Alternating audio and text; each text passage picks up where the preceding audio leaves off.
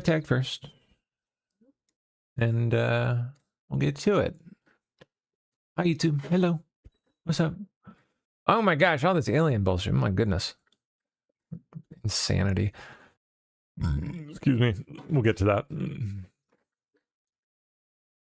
And then there's this. Somebody has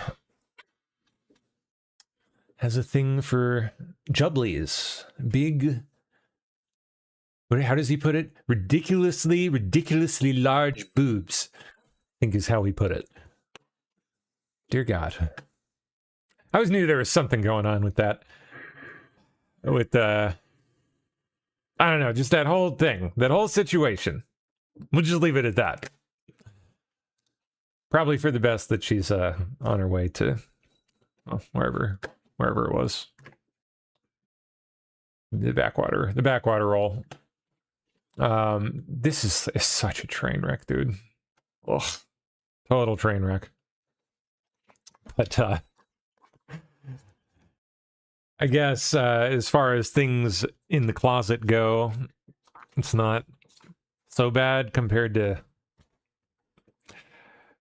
well, what we suspect exists elsewhere in the political sphere with God knows who.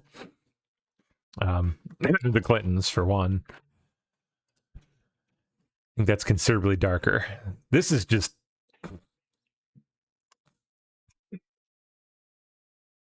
hilarious and sad. Hilarious and sad. Mixed feelings. Okay. Anyway. Oh man, Oracle, like, whew, guillotine. 20,000 to 30,000 employees. A single email, 6 a.m. And they're doing good too. They are making money. Hand over fist. You bet. Especially during this admin.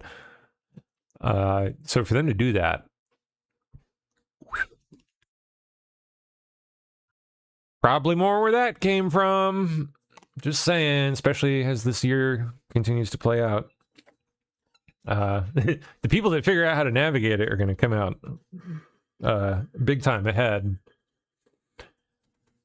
Those that are not prepared are not in a good place. Like if you aren't already trying to work that shit out right now, what are you doing? Like, figure it out, man.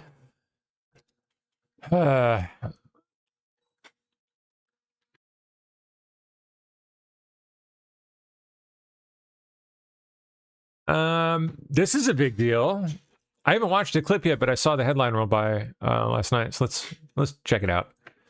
Trump signed an executive order, would have been during my show yesterday, curbing mail-in ballot fraud. Good sign. Very good. So with all of that, of course, it'll only matter for, this upcoming election or two. The midterm and then the big one. If, God forbid, that's not enough, of course, that executive order is out the window anyway, so definitely a good move, though. So they're going to be, what is it? Requiring Homeland Security to prepare a list of eligible citizens that are eligible to vote in each state, requiring the Postal Service to only send absentee ballots to voters that are on that list, and then mandate that those ballots have envelopes and barcodes for tracking. That's good. That's good news. So with all of that, I'm very happy to be signing the voter integrity, and I think it's going to be really great. So if you don't mind, I will take some time, and I'll make this signature absolutely perfect. So it looks very good. So far, so good.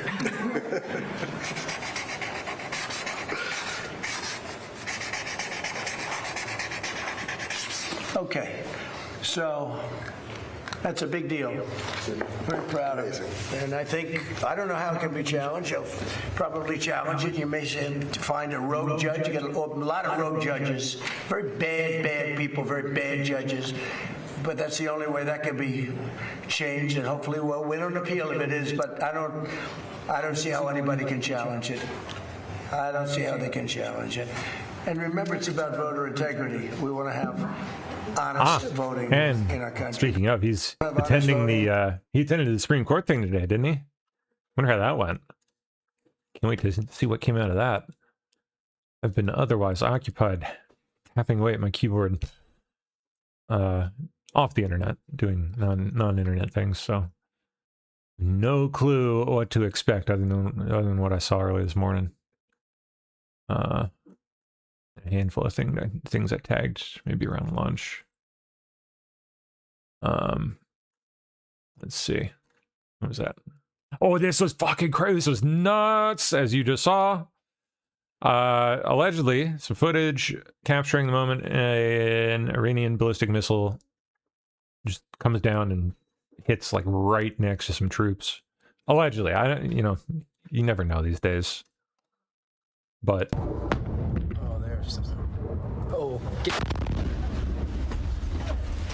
pretty dramatic video. Are y'all good? Everybody's good? Yeah. Everybody over here is good? Yeah. Good. I saw that one come in. You guys all right? Everybody okay? Yeah. All right. Oh, there's some. Oh. Jeez, dude. Oh. Quite a fireworks show, though. Yikes. Oh, and then we got this. We got Trump speaking at 9 p.m., giving an address to the nation to provide an important update on Iran.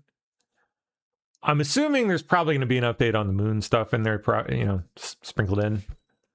I understand all the networks are going to be carrying this, so should be a big deal. That's going to be after I leave you guys, right? Although, Wednesday.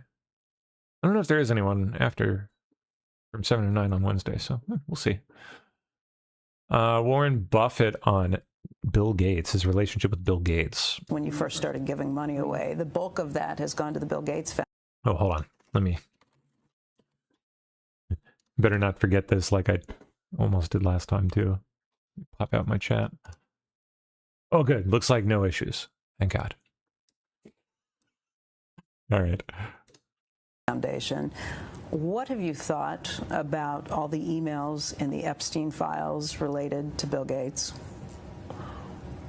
Well, I won't say what I thought about them, particularly related to Bill Gates, but I would say it's astounding to me how human people are.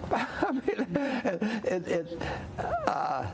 here you had a guy that was a convicted guy, a sensational con man, and the percentage of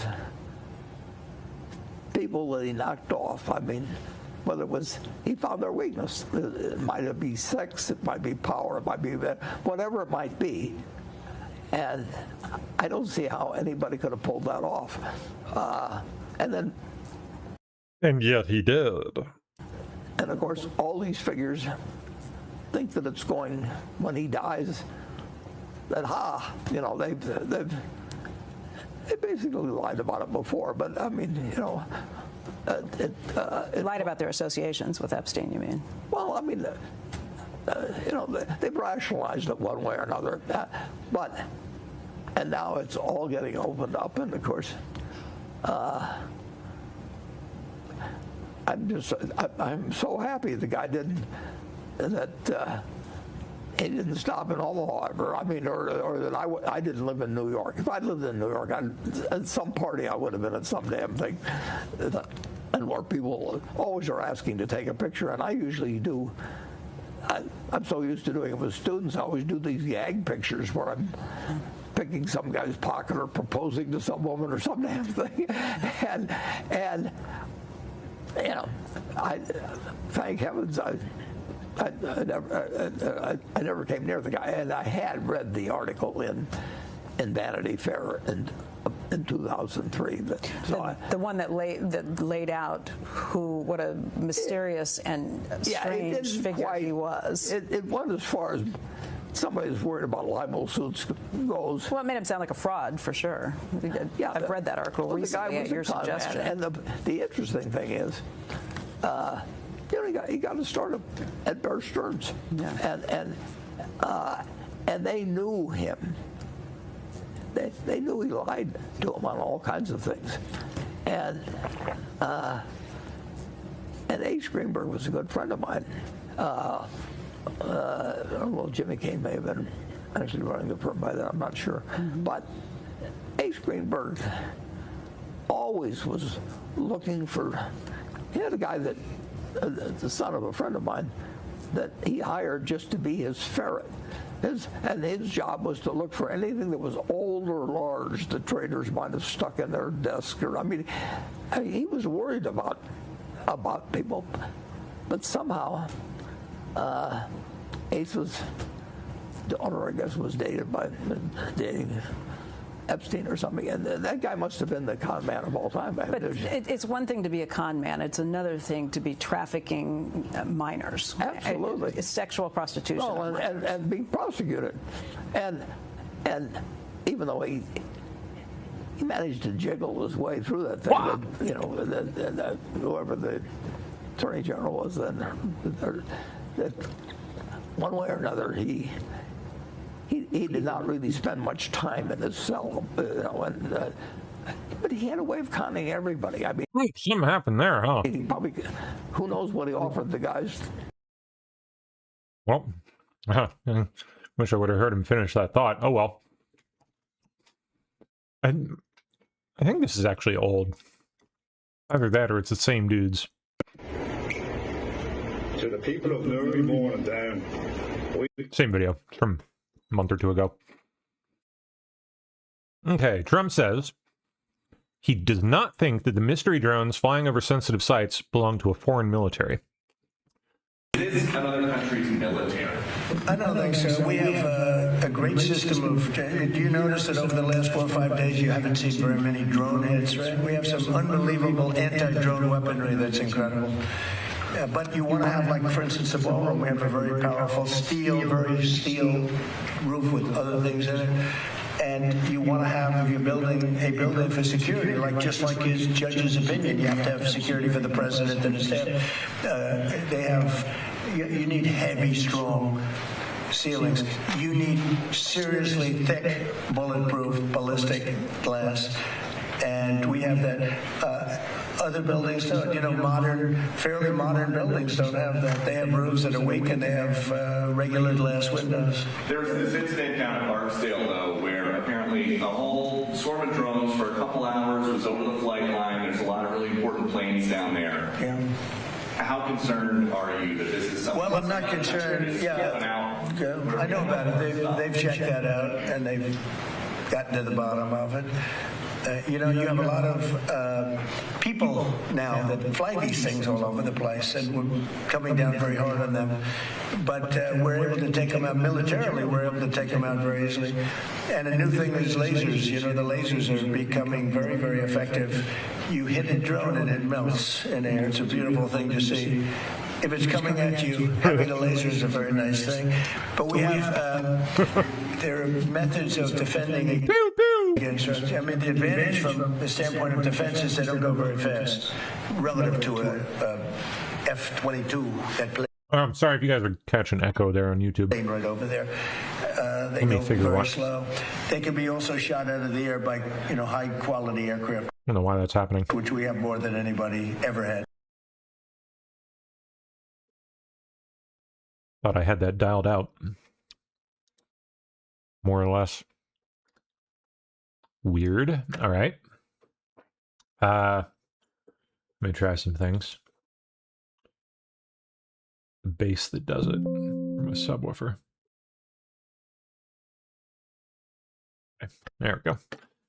Let's see if that fixes it. Okie dokie. Trump to attend, yes, the Supreme Court hearing today. I put myself in on the lottery to attend one of the upcoming ones for the same case in a couple weeks. And who effing knows if I'll get in, but if I do, You bet your ass I'll be going. Australian Prime Minister to deliver an address to the nation at 7 p.m. Australian Eastern Daylight Time? I don't know. So what happened here? I assume it's long past, so.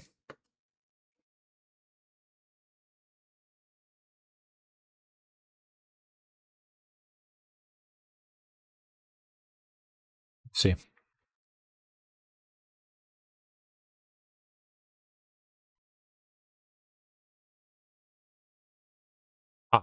There he is. Okay. We're an optimistic country, but I understand that right now it's hard to be positive. Rising gas prices as a result of what's going on in the Middle East. The war in the Middle East has caused the biggest spike in petrol and diesel prices in history. Australia is not an active participant in this war, but all Australians are paying higher It sucks to be you guys. prices because of it. Ouch. I know that you're seeing this at the servo and at the supermarket, and I understand farmers and truckies, small businesses and families are doing it tough. And the reality is, the economic shocks caused by this war will be with us for months. Tonight, I want to speak directly with you about what the government is doing to shield. Yeah, I don't know why it's doing that shit, dude.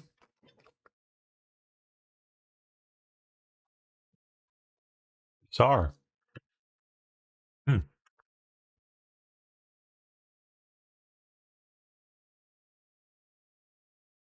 Serious?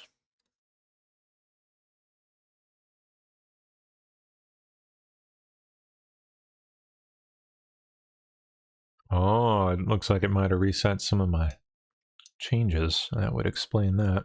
The hell, man? Just don't get it. Just can't catch a break with this shit, can I?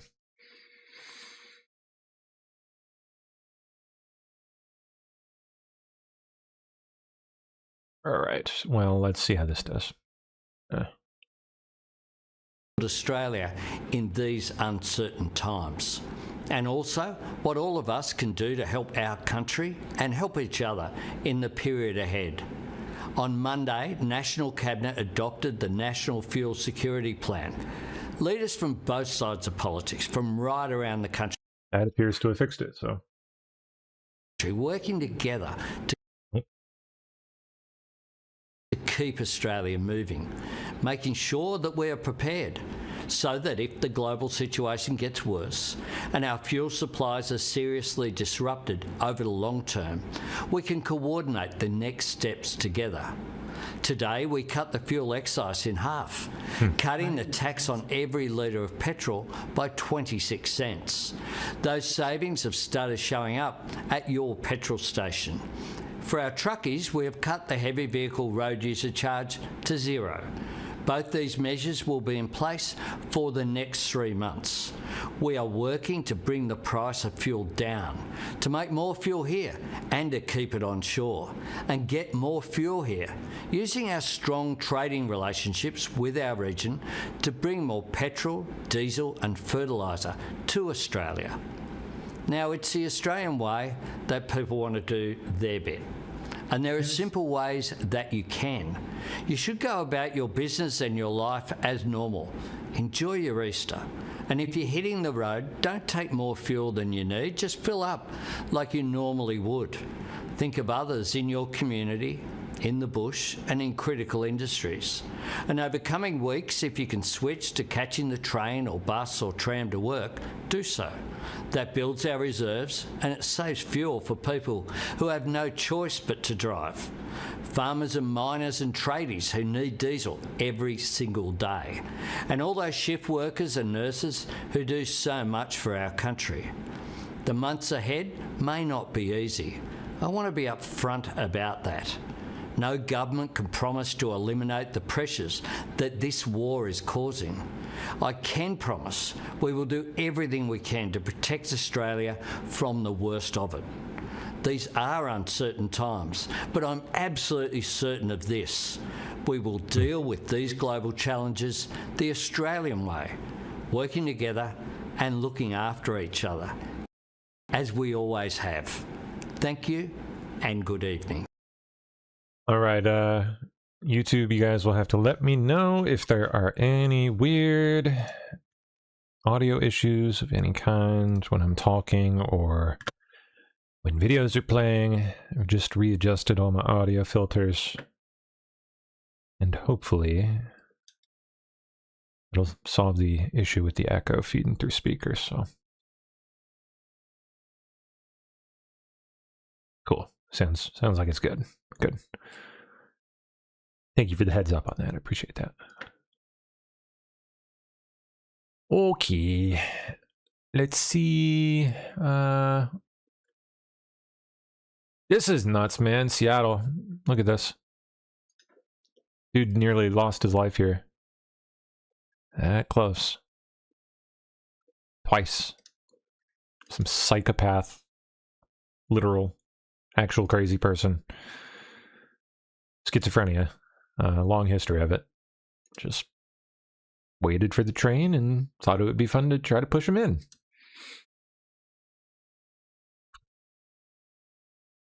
So lucky he happens to be a big guy. Just pure body mass that saved him there. And a good sense of balance. That could have gone very wrong. Very, very, very wrong. It was so crazy.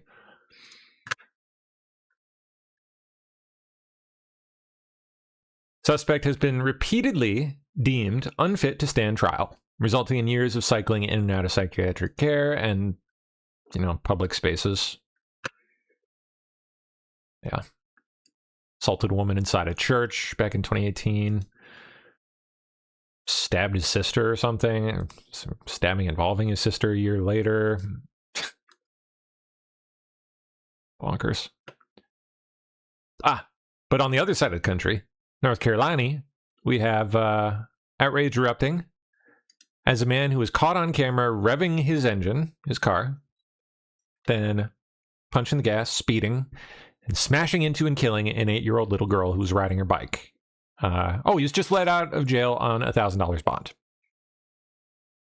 He was a good boy. She's describing.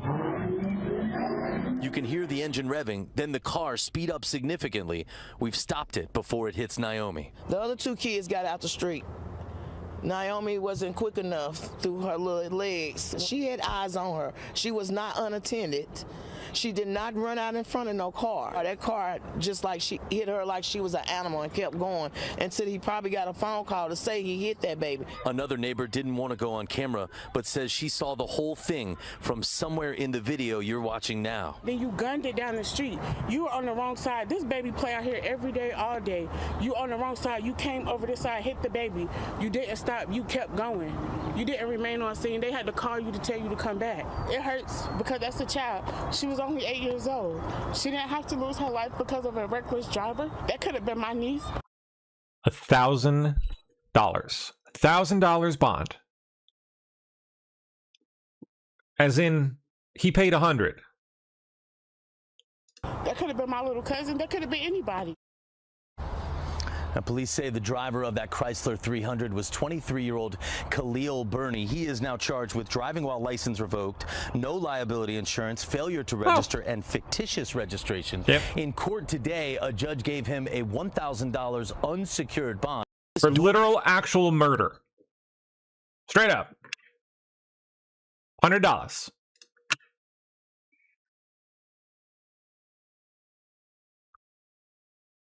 Oh my God, this stuff. All right, what's this one? The vice president made a lot of news sitting across from me a couple days ago saying, yeah, I mean, I totally agree that there's aliens. They might be demons.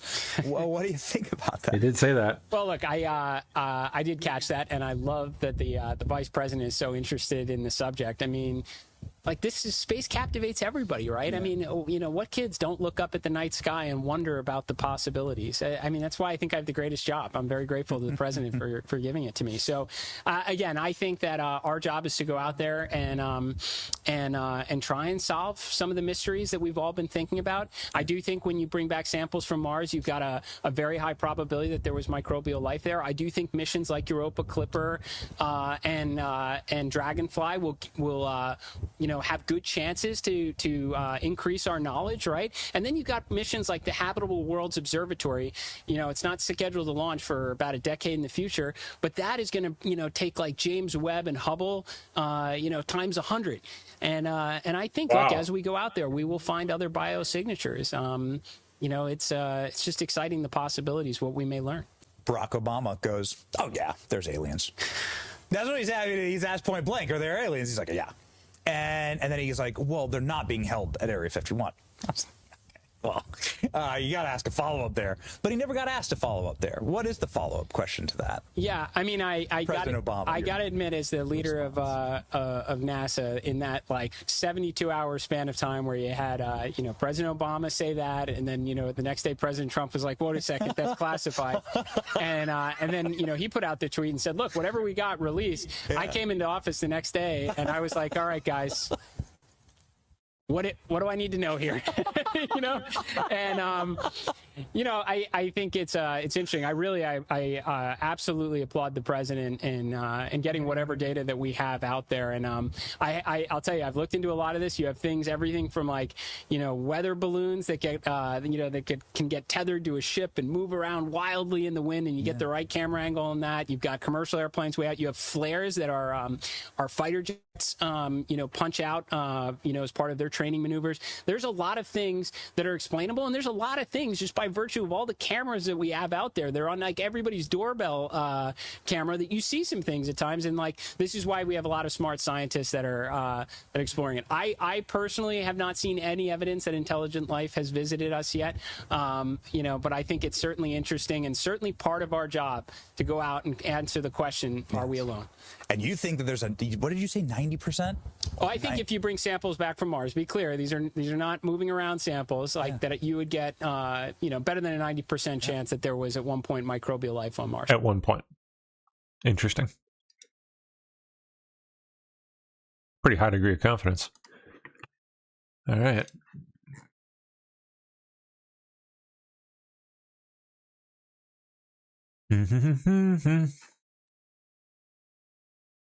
Okay.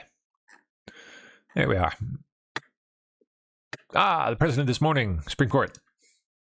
He just got into the motorcade there, the Beast, and he will be going up, I think it's about a mile, maybe not even that much, up from 1600 Pennsylvania Avenue up to the Supreme Court. He will be the first president in history to sit and listen to an oral argument. This is about birthright citizenship. Isn't that wild? On day one of his second term, he signed an executive order. First sitting president in history to attend Supreme Court that said this is no more, and it's been going up through the courts, and now today the oral argument will be heard starting at 10 o'clock. This has never happened before. He did not speak to the press on his way out, obviously. If he does on the way into the court, we will bring that to you.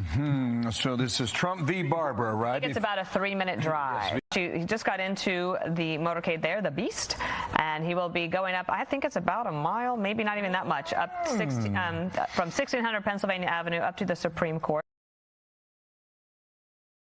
Did you guys hear it? Yep, we got it. Yeah? We are a go. We are a go. We are a go, my friends. All right, there we go. That was this morning. I don't know where we sit now, but it's I think it's still a go. So, but you think, which is no surprise. Haley had a hunch. I think we were all optimistic, meteorologically speaking, right? Beyond that, you leave it to the experts. But there have been lessons learned through the space shuttle program. Those rockets. So the rockets we talked a lot about, but I don't want to overlook the engines. There are 4 engines at the bottom of that core stage. They're RS-25 engines. They're about 73 times faster than a race car, each one. And so you multiply that by 4.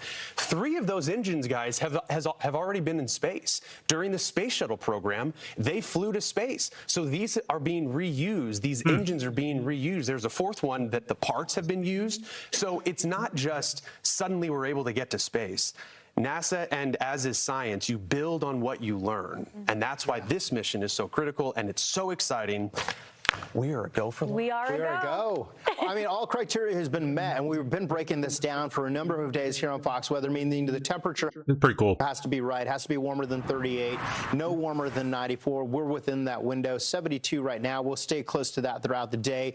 Wind below 33 miles per hour. We've seen the wind mostly tend to about 15 miles per hour. You're looking live there now. We're at 72 degrees. No lightning within 10 miles, no thick clouds, and of course maybe a few spotty showers. They had that 2-hour window from 6:24 to 8:24 Eastern time in Haley. Having said that, you look at the forecast, and Stephen Morgan was just talking about it.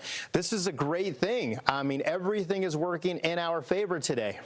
What I love about the prospect of launching something up into space is, as a meteorologist, we study the different layers of the atmosphere. Yeah. They're going through every single one of them to get out into space. And so they are looking not only at the surface weather conditions, but what's going on and some of the layers aloft. And so weather balloons are crucial. They launched weather balloons this morning to get a better sense of what is actually happening in the atmosphere right now. But the fact that all systems are go and they're preparing launch right now, it means that a window is very likely to open up.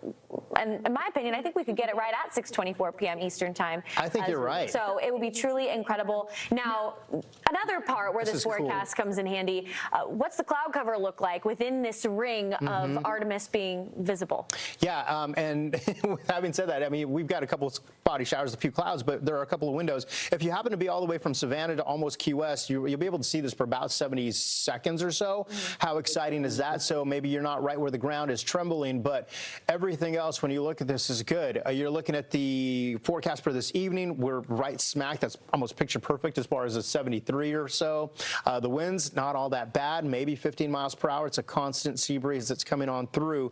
So we're not worried about that at all. And we'll watch closely because precipitation, maybe a couple of spotty showers, but we're all go right now. We do have team coverage of this first crewed mission back to the moon in more than 50 years. We have our team of meteorologists, correspondents, and reporters who are going to be on top of this all day long with the very latest. We're also tracking any and all forecast updates all day long here on Fox Weather, so stay with us for live coverage of the Artemis II mission. We'll carry the mission, or the launch rather, live in its entirety this evening, and you can watch it with us, so make sure that you tune on in. We'll be streaming it. We got the entire team here good to go. This is going to be a historic event. One of those events where you say, where was I for the launch?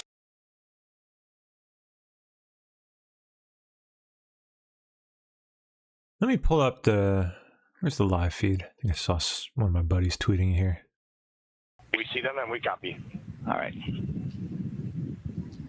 NASA test director. We're still working here, trying to get through everything. So we're getting close, and then trying to talk that other issue that we just picked up a little bit ago. But I think work-wise, we're doing really well.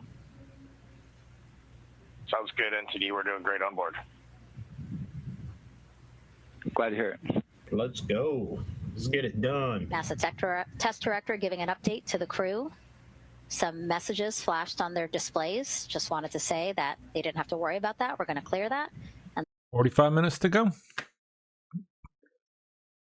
Probably give or take a little bit. I think they stopped the clock a few times on a number of occasions for safety checks and stuff.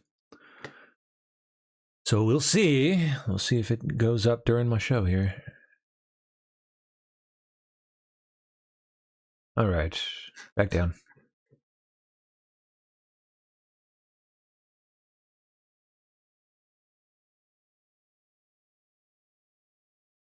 Okay, I think it was the last one we did. Yeah. Only a matter of time before this shit started. Food delivery robots in Los Angeles, Philadelphia, and Chicago facing a rise in violent attacks from anti-clanker activists. Clankers. They call them clankers. It's great. I like it. I mean, I'm not saying you should vandalize anything, but just... it's funny. P-52 in England. Just a takeoff video. That's cool. Yep. Nice plane.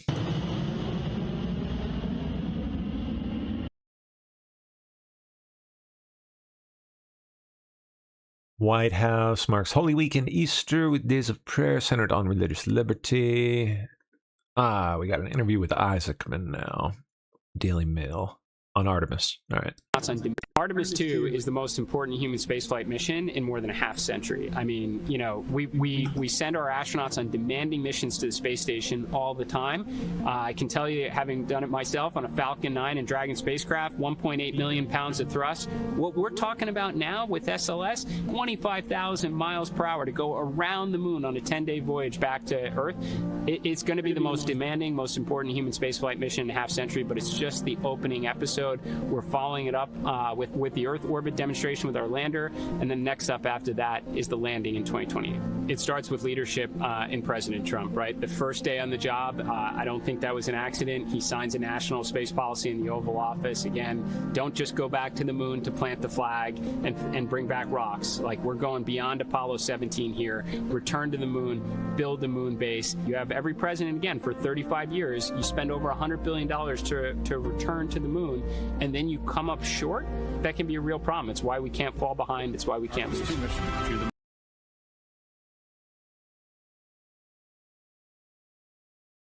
Day of my we've been running hard since day of my confirmation and getting sworn into office. I was in the Oval Office where President Trump signs a national space policy that says get back to the moon, build a moon base, build nuclear-powered rockets, ignite an orbital economy, launch more rovers on Mars and telescopes. So, to say the least, it's been extremely busy. We are taking positive steps to course correct what has been historically a rather troubled program. So, a lot of this predates, even President Trump. This goes back to the Constellation program, which was under the Obama administration. So we've got hydrogen leaks, the same as we did before, helium flow issues, same as before. But the difference is we are doing something about it now. We're not sitting on our hands hoping these problems are going to solve themselves. We're standardizing the vehicle configuration. We are pulling in production to let an increasing launch rate. We're adding missions. We're not just going to try and go around the moon and then land on it. We're going back to the basics from the Apollo era. We're going to go around the moon, then we're going to test out our lander in 2027, and then we're going to the surface. So the challenges we've had up to now should absolutely have been expected when you consider the history of the program. What matters most is that we're going to do things differently. The status quo is unacceptable. We're on a pathway to return to the moon. Getting a live look at the astronauts suiting up. As we mentioned earlier, we are still anticipating the 6:24 p.m. launch time. There's a 2-hour launch window for this attempt. Obviously, weather is going to play a key factor in here.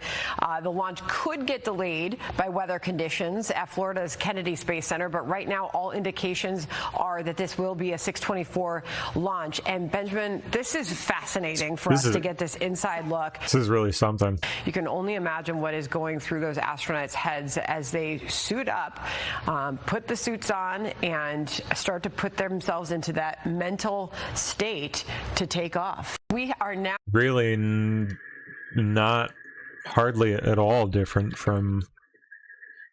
Let me see if I can find it here.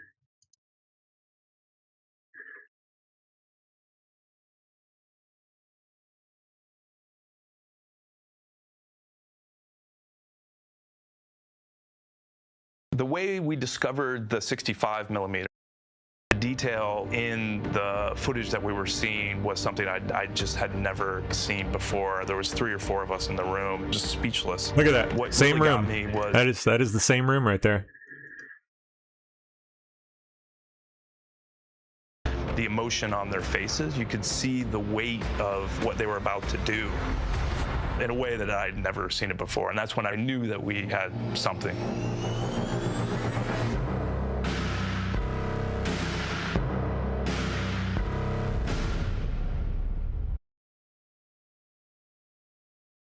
Now getting a live look at the astronauts suiting up. As we mentioned earlier, we are still anticipating the 6:24 p.m. launch. Trump just demanded the House and Senate GOP pass a full ICE and Border Patrol funding bill by June 1st. Going around the 60-vote filibuster. Which means budget reconciliation. That'd be nice. Getting to work. Them. Amy Coney Barrett from court today. Okay, let's talk about its applications. So, you know, there are some, I can imagine it being messy in some applications. So what would you do with what the common law called foundlings?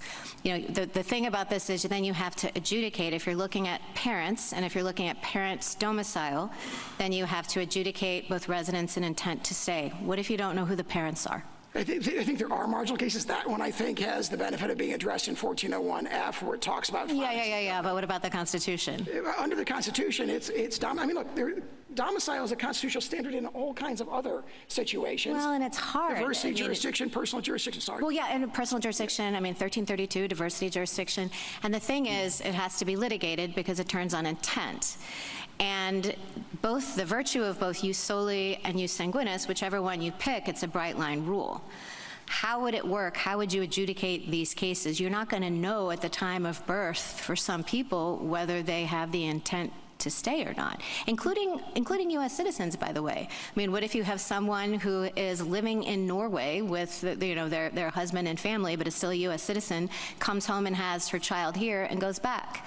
How do we know whether the child is a U.S. citizen because the parent didn't have an intent to stay? I'd say make 2 points, one practical, one legal. The practical point is under the terms of this executive order, you don't have to, because the executive order turns on objectively verifiable things, which is immigration status.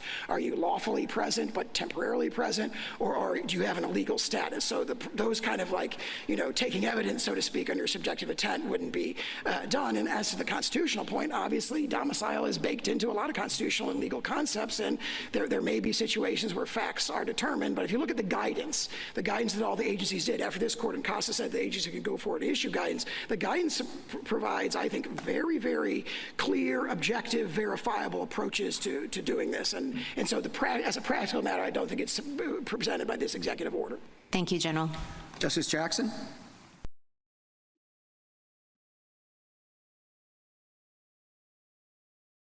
There's currently a system where, for example, social security numbers are generated based on the birth certificate.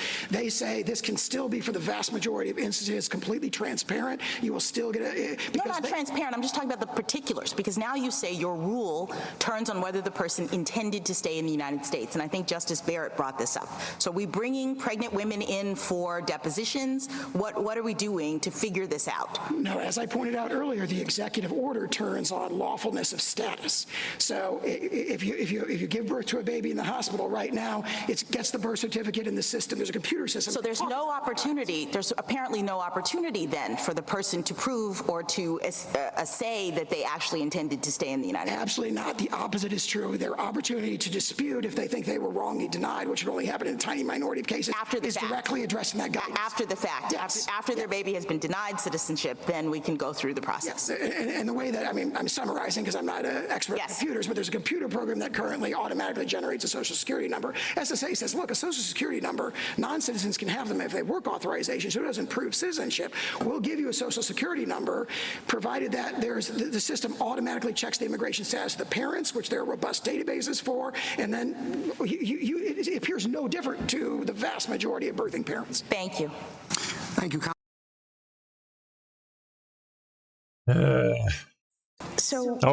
More from Ketanji.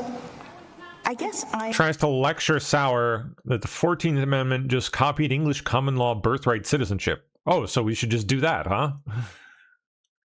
Just because she says so. At your position in this case, and it boils down to requiring us to do at least these two things. One, and Sauer proceeds to shut it down. Is believe that the framers were not importing the common law rule and understanding of birthright citizenship.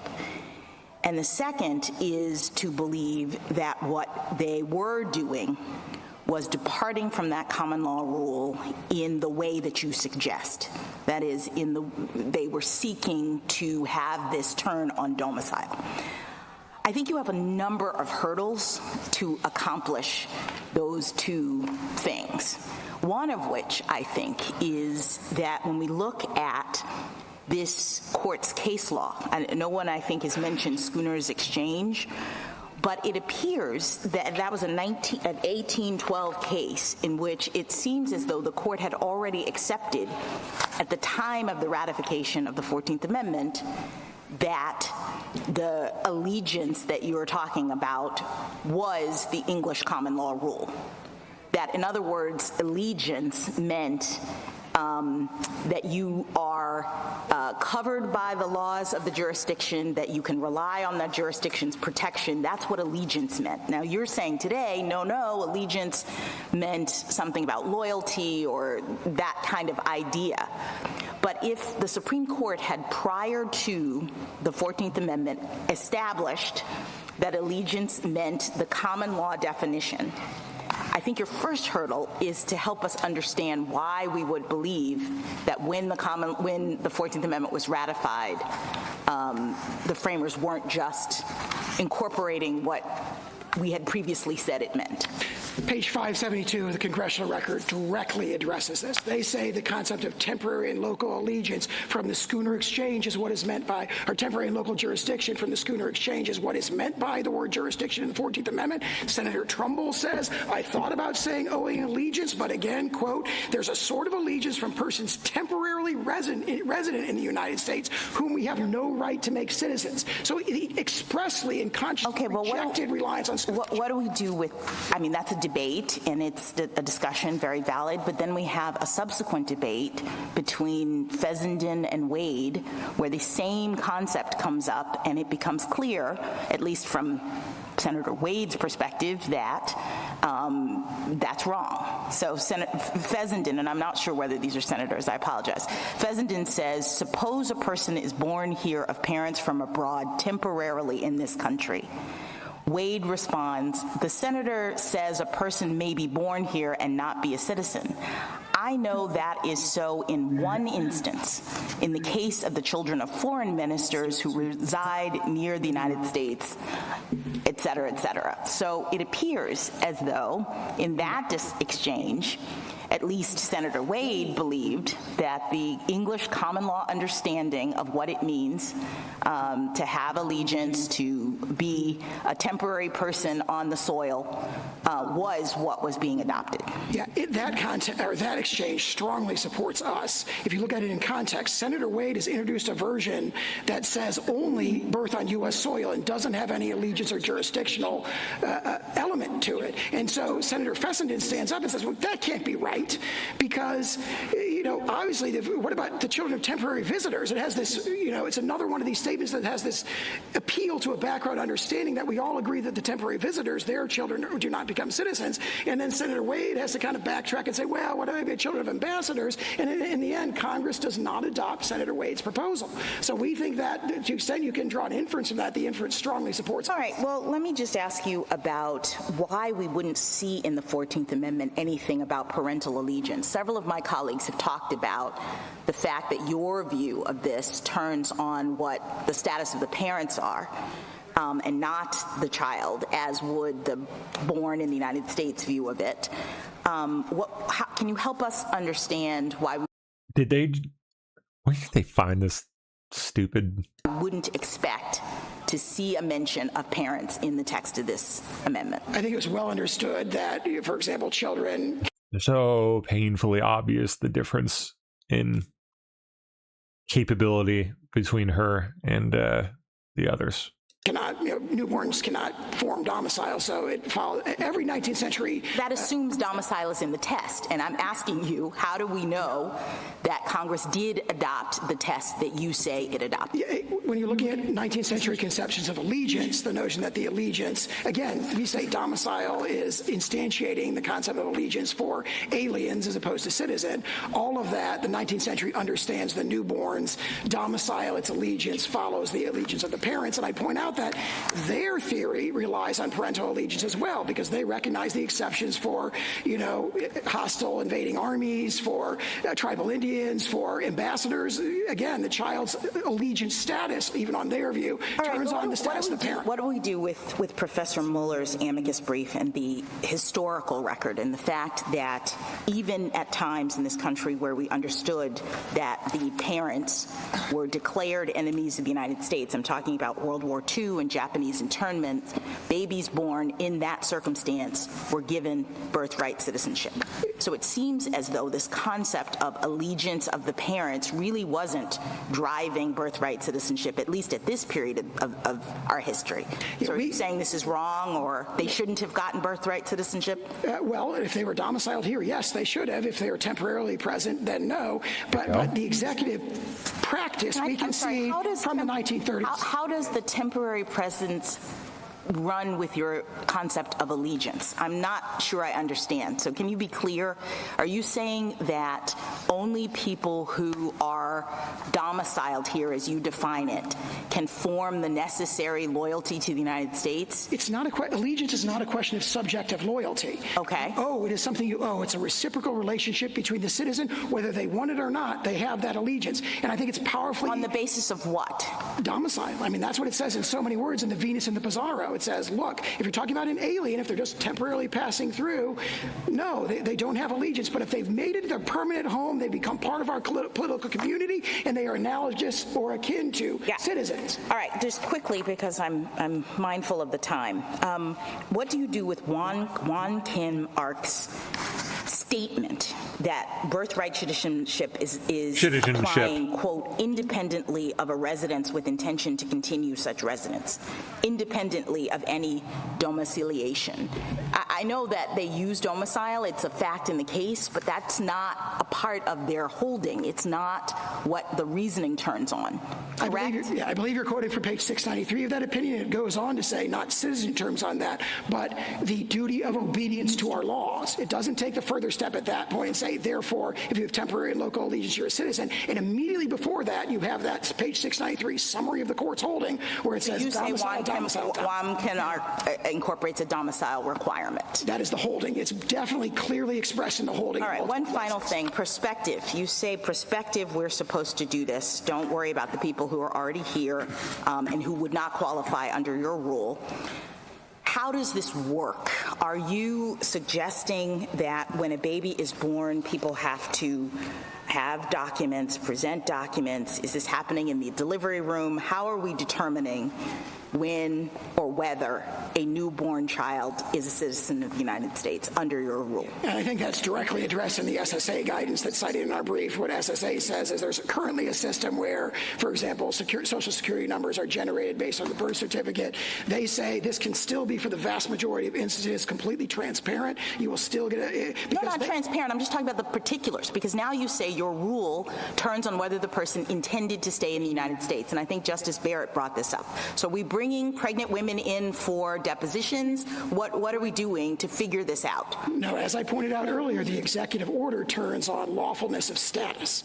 So if you give birth to a baby in the hospital right now, it gets the birth certificate in the system. There's a computer system. So there's no opportunity. There's apparently no opportunity then for the person to prove or to say that they actually intended to stay in the United States. Absolutely not. The opposite is true. Their opportunity to dispute if they think they were wrongly denied, which would only happen in a tiny minority of cases, is directly addressed in that guidance. After the fact. Yes. After their baby has been denied citizenship, then we can go through the process. Yes. And the way that, I mean, I'm summarizing because I'm not an expert in computers, but there's a computer program that currently automatically generates a Social Security number. SSA says, look, a Social Security number, non-citizens can have them if they have work authorization, so it doesn't prove citizenship. We'll give you a Social Security number, provided that there's the system automatically checks the immigration status of the parents, which there are robust databases for, and then it appears no different to the vast majority of birthing parents. Thank you. Thank you, Counsel. My God. Embarrassing. I don't even want to listen to the rest of this because...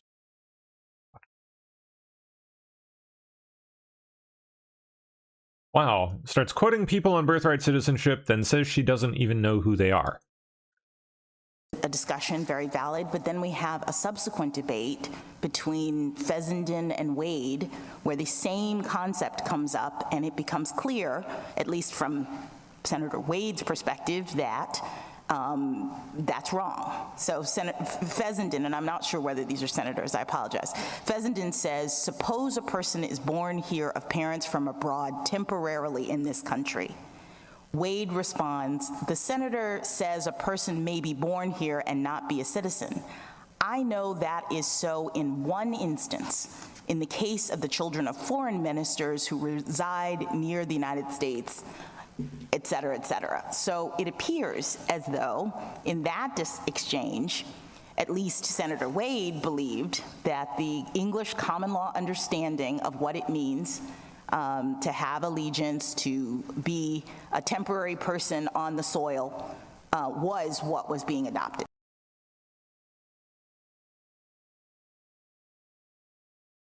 Okay.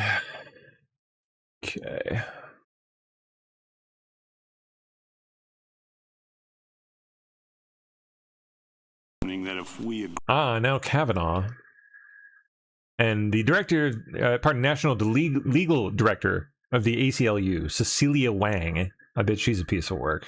This in your opening that if we agree with you on how to read Wong Kim Ark, then you win.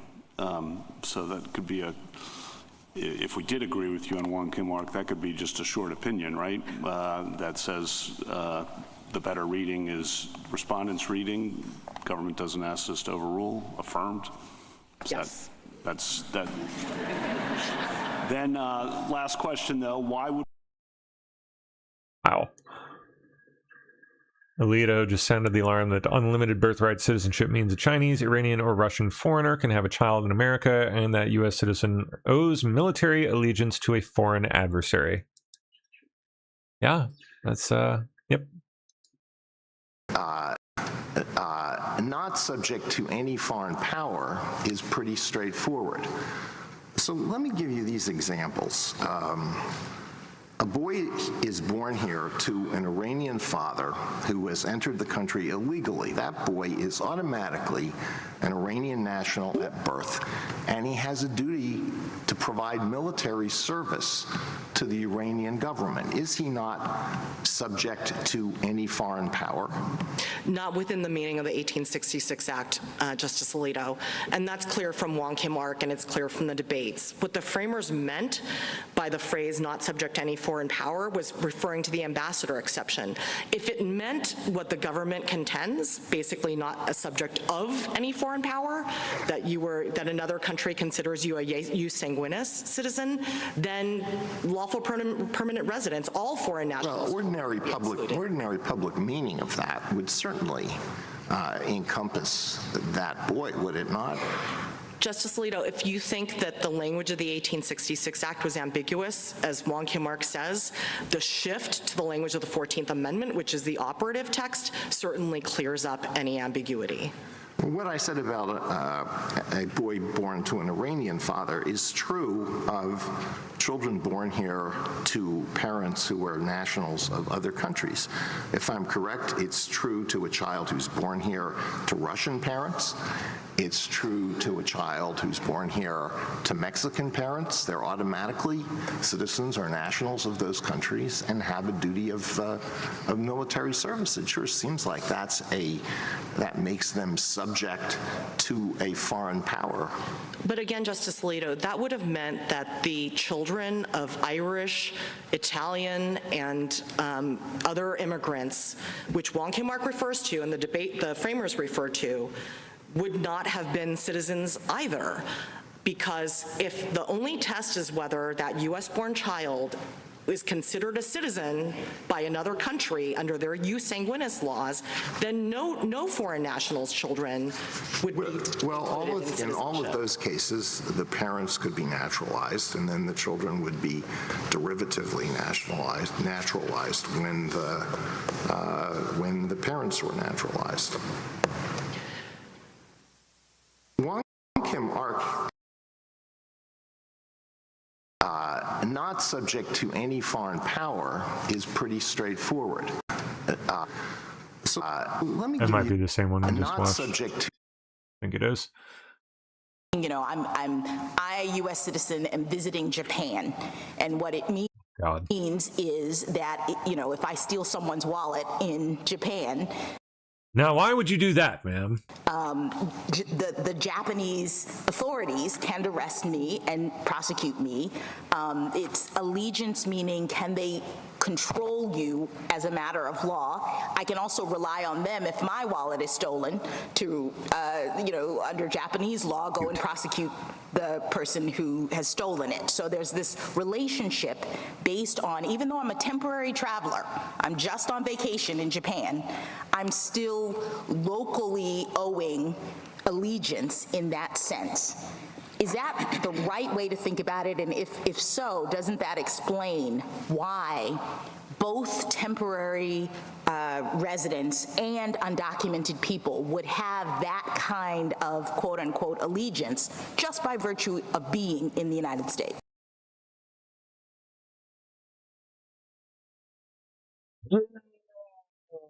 Okay, Alito, yeah, holding the line for hours.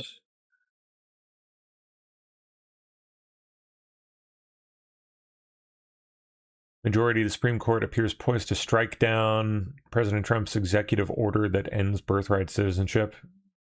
What? Hey? U.S. citizen. Well, it's a new world. It's the same Constitution.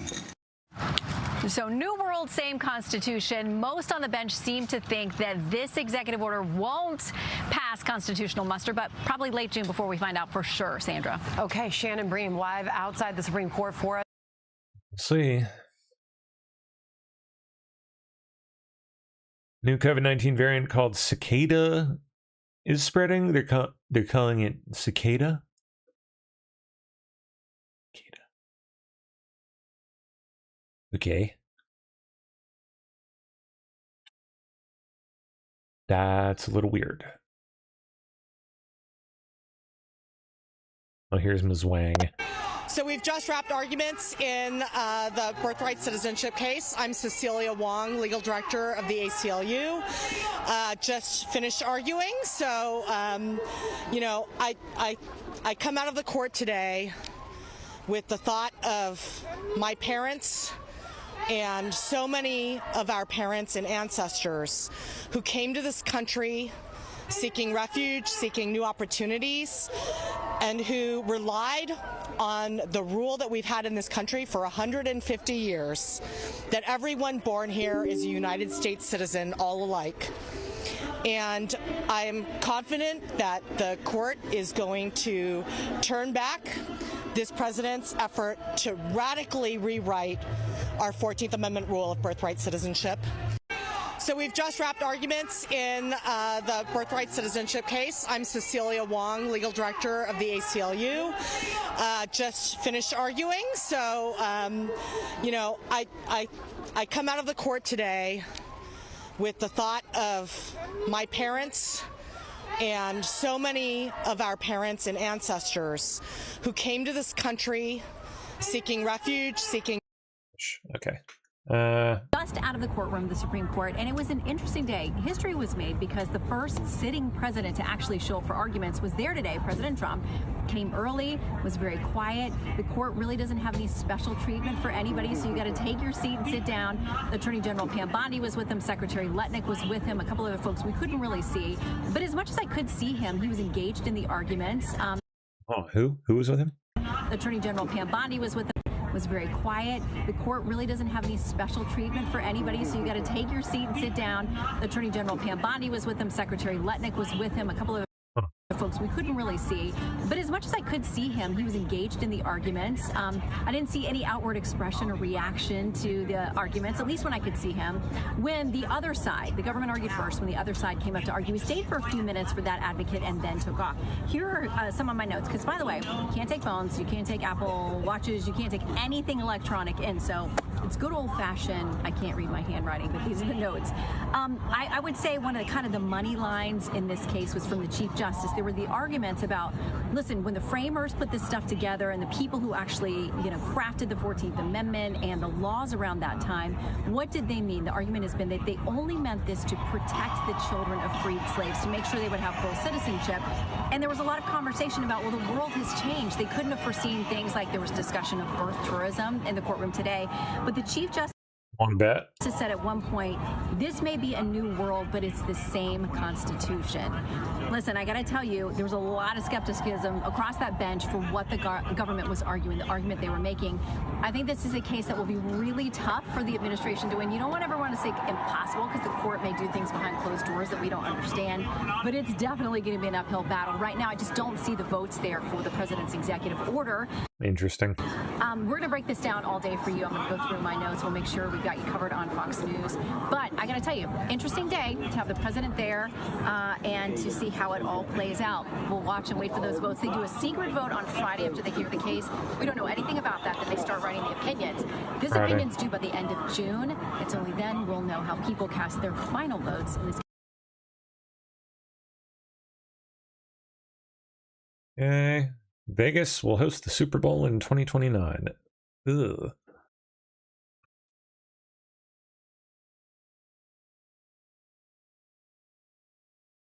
Check in on the launch here. How much does the future of Artemis missions depend on commercial companies like SpaceX and the other companies? How do they fit into the picture? So they're essential to this picture, but I love emphasizing that commercial companies or industry has always been critical to American spaceflight from the very start. So with the Apollo program, over 90% of people who worked on the Apollo program were contractors and subcontractors, so working in industry. And so there's really been this critical role that industry has played all along, and it continues to this day. So you have SpaceX and Blue Origin building these landers. You have Boeing and other contractors working on the SLS. So what you see with the American spaceflight program is that the NASA and the federal government always is partnering with industry on these missions. Well, and I think a big thing too was in that partnership, the caller asked before about why do we move away from the shuttle. When Dr. Griffin thought about moving away from the shuttle and moving to going back to the moon, he also put in place the commercial crew and cargo program that would lead to commercial ways of getting to the space station. So I think it's 12 minutes, huh? As partners develop capability and we can do more commercial services in some cases, the agency's more than willing to kind of go that direction. A producer was telling me that the master control is talking to the crew. Let's see if that's still happening. Copy all. And Launch Director NTD, you copy? Yes, sir. I copy. That's good news. OTC CCL 212. OTC. ARS primary loop isolation valve configurations complete. Copy. We'll come back in 5 or so.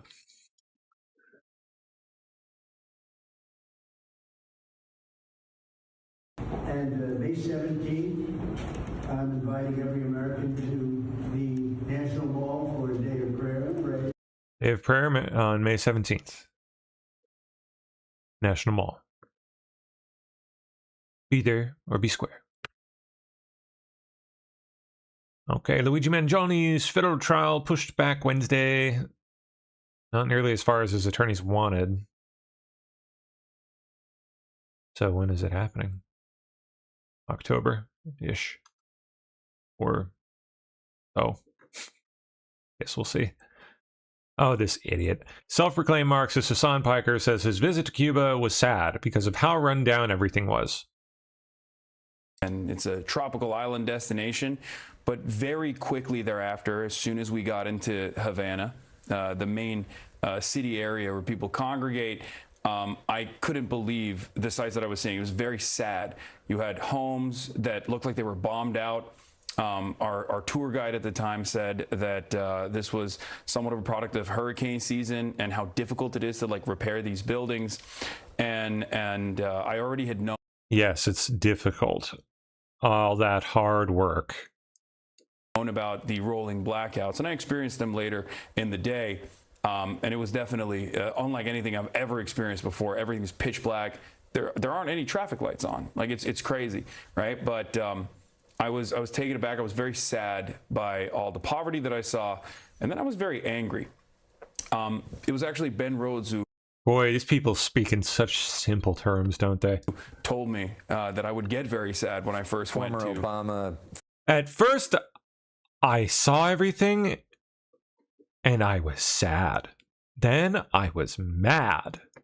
Then I was sad again. foreign policy advisor. Former Obama foreign policy advisor Ben Rhodes, who was formative in the previous normalization agreement with Cuba that Barack Obama had orchestrated, and he was gurgle poverty, sad. Right. It was very sad to see, but then it was very angering. It was very anger-inducing because I felt like there was a lot of potential on this island that we were just robbing the people of, and it's totally cruel and totally unnecessary.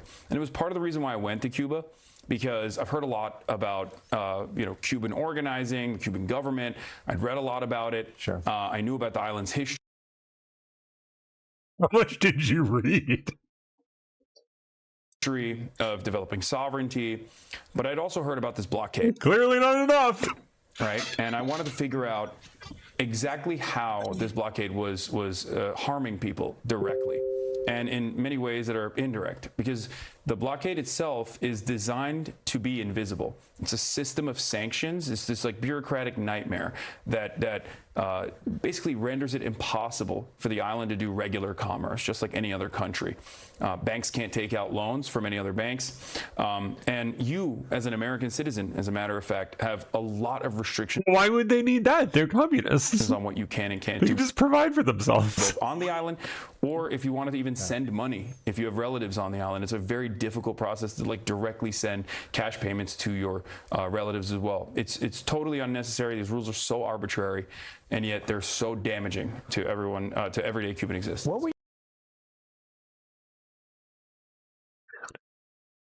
All right, Union Pacific celebrates America's 250th. New locomotives. America. That's pretty cool. John Thune announces senators are starting reconciliation to fully fund ICE and Border Patrol by June 1st. We'll see about that.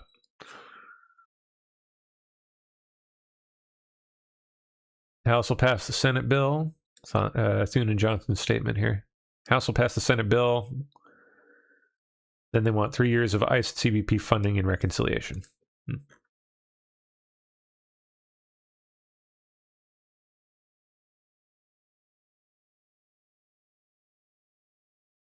Oh, that's just Johnson's statement on the whole thing. All right. Judge deals Trump's setback in civil suits over Capitol riot. Which ones? Long-running civil lawsuits seeking to hold him liable for January 6th. Oh, what a joke. Oh, of course it's him. U.S. District Judge Amit Mehta ruled that evidence produced so far in the litigation brought by police officers and Democratic lawmakers indicated that Trump's speech at the Ellipse that day was political in nature and not subject to the immunity the Supreme Court has found for a president's official acts. That's silly.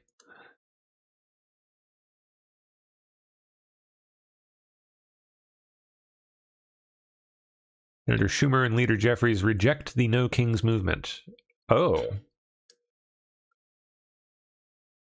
Really?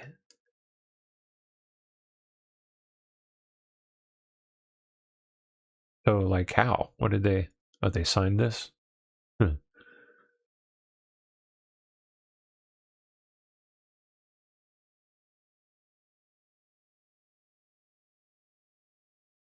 U.S. military gave the president a plan to seize nearly 1,000 pounds of highly enriched uranium in Iran.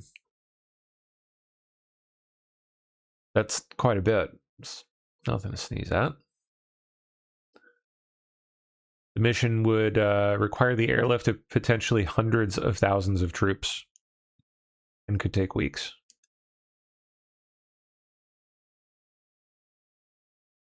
Yikes.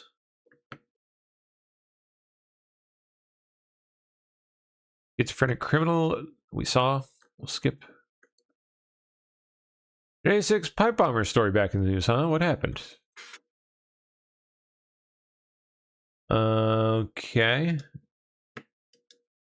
Apparently, the Shawnee Kirkhoff lady that Steve Baker pointed the finger at, that Bleed's news piece. That is interesting. Apparently failed a polygraph test when asked if she placed pipe bombs on January 5th.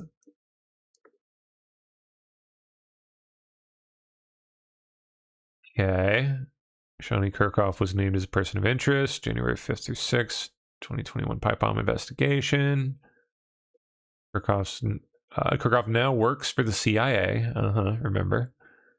According to discovery produced by the government in this case, FBI began investigating, questioning, and covertly surveilling Ms. Kirkhoff during the time it began investigating Mr. Cole. During the time.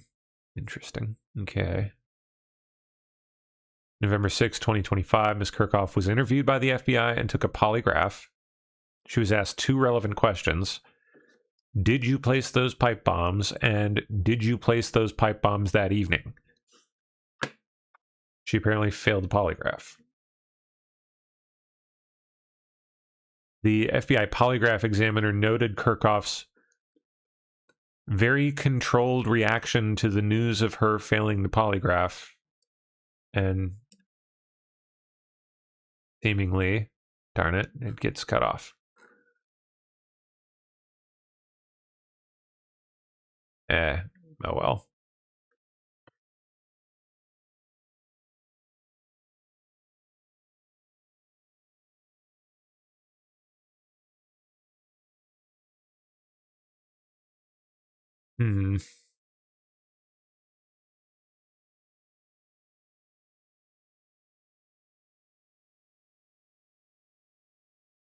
I don't know. I don't know what to think.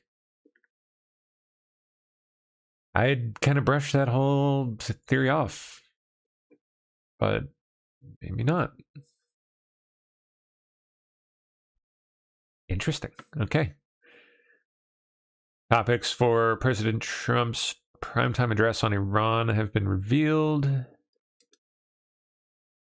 About President Trump's remarks tonight. The White House tells us this: President Trump is going to give an operational update on the progress of Operation Epic Fury. He will highlight the United States military's success in achieving its stated goals prior to the operation, which were destroy Iran's deadly ballistic missiles and production facilities, annihilate their navy, ensure their terrorist proxies can never destabilize the region again, guarantee that Iran can never obtain a nuclear weapon, and he is going to reiterate the 2 to 3 week timetable for concluding the operation. President Trump is also strongly hinting in multiple interviews that he's thinking about pulling the U.S. out of NATO. He would need a 2/3 Senate vote or an act of Congress to officially do that. NATO allies, though, so far appear unmoved. This is not our war. We will not be drawn into the conflict. That is not in our national interest. And the most effective way we can support the cost of living in Britain is to push for de-escalation in the Middle East and a reopening of the Strait of Hormuz.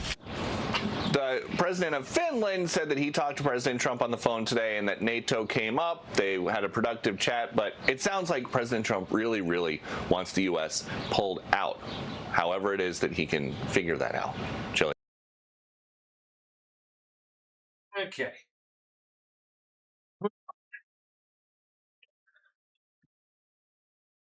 Check in on their launch.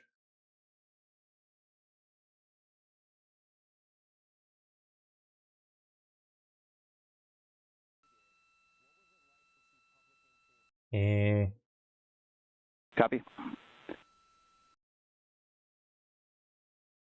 No, but not by much, it looks like. Just wrapping up some final work. They're still, yeah. They and once that's completed, check you'll the hear timer at 10 for now. NASA Test Director Final Jeff checks. Spalding ask for the ground launch sequencer operator to go ahead and start the clock. The ground launch sequencer is an application software. It runs on top of the launch control system in the firing room. Acts like a conductor of an orchestra, executing hundreds of commands in precise order and timing. Cool. It's all autonomous. NTD CCL 212, short purge initiation is verified. All right, copy that, and we're verifying our constraints.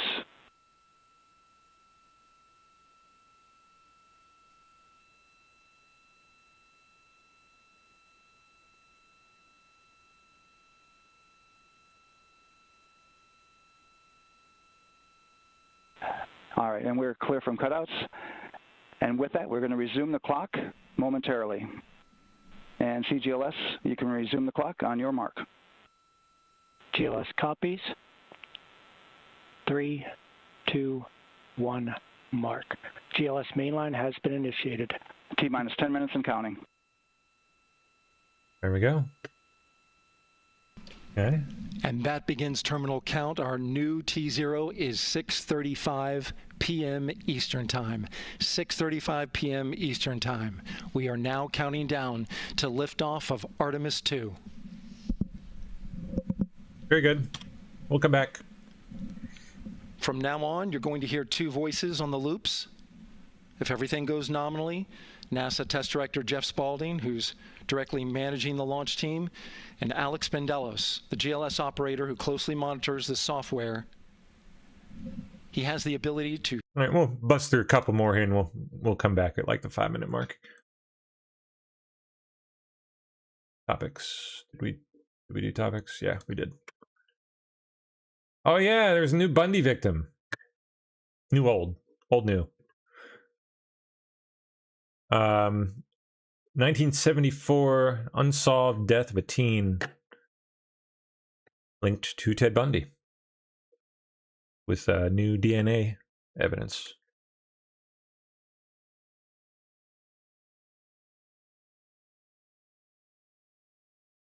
Oh, Isaacman. Jared Isaacman at their headquarters here in Washington, D.C. In this exclusive interview, the head of the U.S. space program laid out the future of American missions to the moon, Mars, and beyond. Isaacman said there is potentially huge wealth in the orbital economy, and he expects data centers to orbit the Earth within the next 5 years. What makes this chapter different is the partnership between the U.S. government and private sector. So let's get straight to the point. There we go. Okay. President Trump, you know, after 35 years of presidents, you know, talking about returning to the moon and making great investments in achieving it, has taken the first steps on the kind of the road to success there. His first term, he created the Artemis program of getting us back to the moon. During his second term, he reestablished the importance of American superiority in space, which is to return to the moon and build the moon base. We're kind of taking the natural steps as we pursue, you know, all of the scientific and economic opportunities in our solar system and really the galaxy around us. Have you nailed down a launch date for Artemis II? Well, we have a variety of windows where, you know, alignment with the moon supports launching the mission. The next window that's approaching is called the first week of April. We've had to do a lot of work on the rocket because, honestly, this will be the most important human spaceflight mission in more than a half century, so we want to get it right. But we're feeling, you know, reasonably optimistic. There's still a lot of work ahead that we can target that window in the first week of it. A helium flow issue delayed the March launch. Did you find any other problems? So we had two. The answer is yes. So like a vehicle that is as complicated and as important as SLS is going to have things that come up, especially when you're only launching the rocket every 3 years, which is not a good launch cadence. You lose muscle memory. So we had hydrogen seal issues, we had helium flow issues, we had some other kind of electrical issues with our flight termination system. Yes, there are issues that we encountered, and you've got people working 24/7 to fix them. What role are private companies like X playing in the launch of Artemis II? So, you know, SpaceX and Blue Origin are the two companies that we have selected to build the landers to take our astronauts to the moon. So when it comes to Artemis II, which is a mission to go around the moon, they are not playing a direct role in that. But they are playing a very important part of the overall program to get American astronauts back to the surface of the moon, to stay, to build a base. We can't do it without SpaceX, and we can't do it without Blue Origin. What first will Artemis II deliver? Well, Artemis II is getting us back in the habit of going into deep space, and I want to just explain a little bit of the challenge in that environment. So when we send astronauts to and from the space station on, call it a Falcon 9 rocket, 1.8 million pounds of thrust to send 4 people 17,500 miles an hour around Earth. When we send people on Artemis II, 8.8 million pounds of thrust to send them nearly 25,000 miles an hour around the moon. It's a whole different ball game to do that. So we got to get back in the habit of that. We haven't done it since 1972. So we're going to send our astronauts potentially farther into space than ever before. We'll see how everything lines up, which is a heck of a first. Around the moon, test out our spacecraft, bring them safely back to Earth. And set ourselves up for Artemis 3 and 4 and 5 and so on as we build the moon base and establish an enduring presence on the moon. So to be clear, Artemis 2 takes the astronauts to the far side of the moon. Yes, it will take them around the moon. It's a very high energy orbit, and it'll send them out and around the moon and back. It's going to test out a vehicle that's never been flown by humans before. So this is very much a test flight. Test out the Orion spacecraft, learn a bunch, set up for the follow-on mission, Artemis 3, and then Artemis 4 will land. Is NASA on track for a lunar landing in 2028? We're doing, you know what, it's a great question. We were not on track. We had for a short period of time, forgotten our history books and gone from flying around the moon to landing on the moon 3 years apart. There's an awful lot that needs to happen in between. We changed that.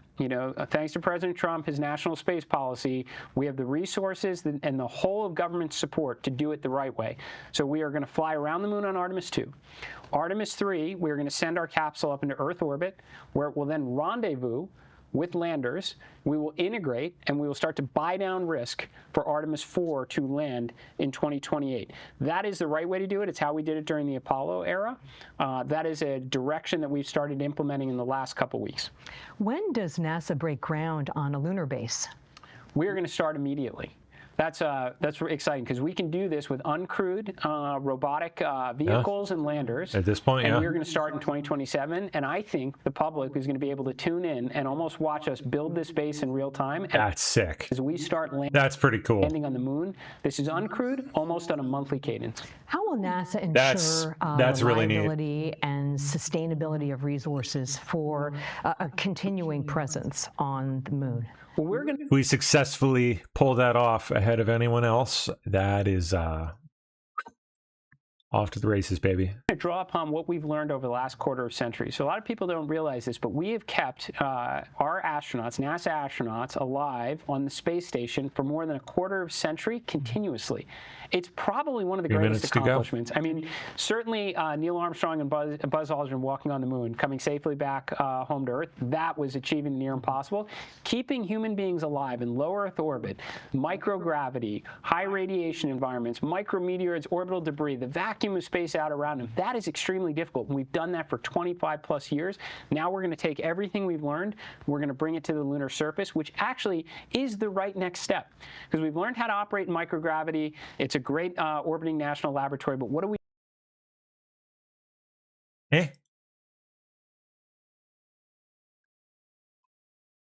Freaking Twitter, man. X. Shit. All right. Where do we go there? Well, I guess we better jump over to launch. Going, so 2 minutes to go.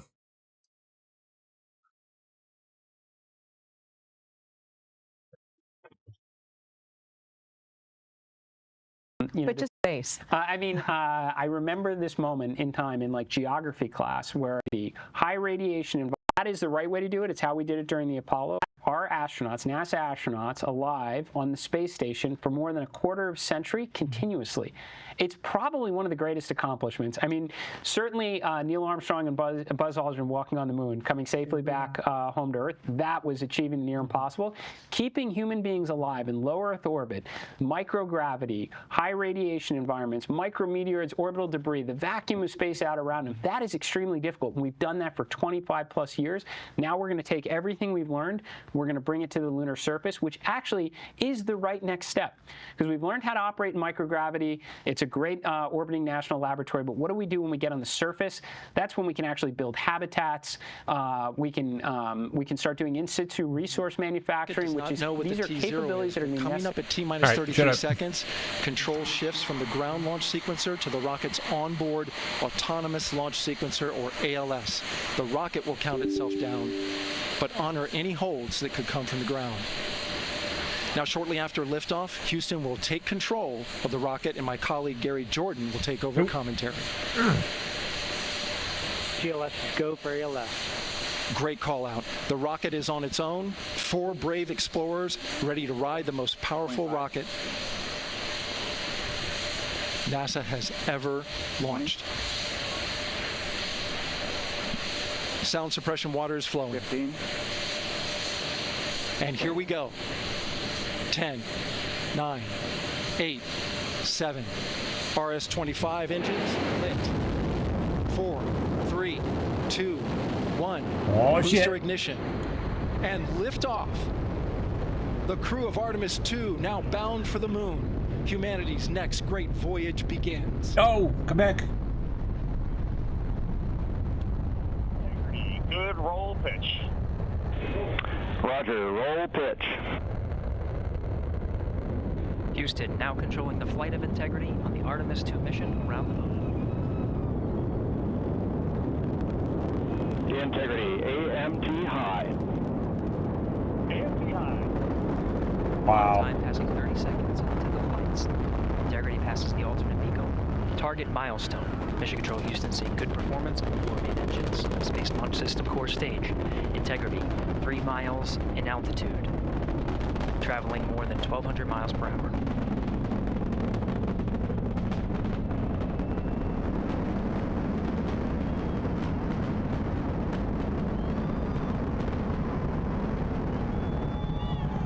Yeah. Wow.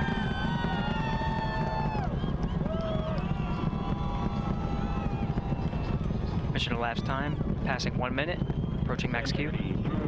You should be able to see this from as far away as the Carolinas, depending on visibility. On, Ponce de Leon.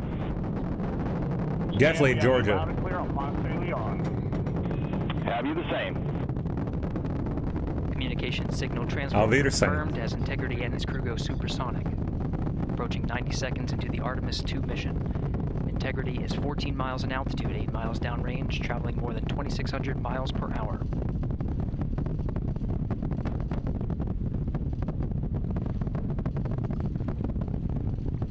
Amazing.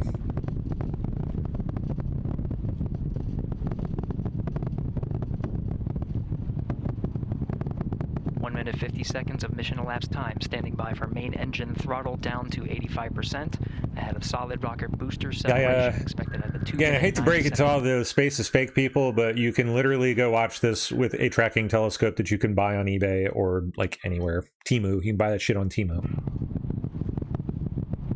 Confirmed separation. You can watch it go all the freaking way. Main engines throttling up, guidance converged.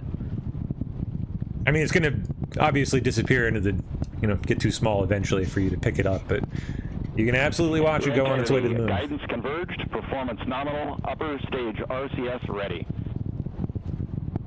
Copy all, Stan. Integrity, SM priming complete. Man, I would love to go watch one of these one day.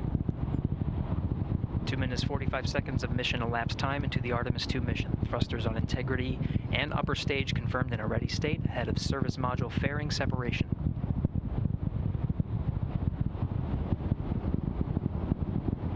Three minutes into the flight, Integrity 49 miles in altitude, 78 miles downrange, now passing 5,000 miles per hour. Goes.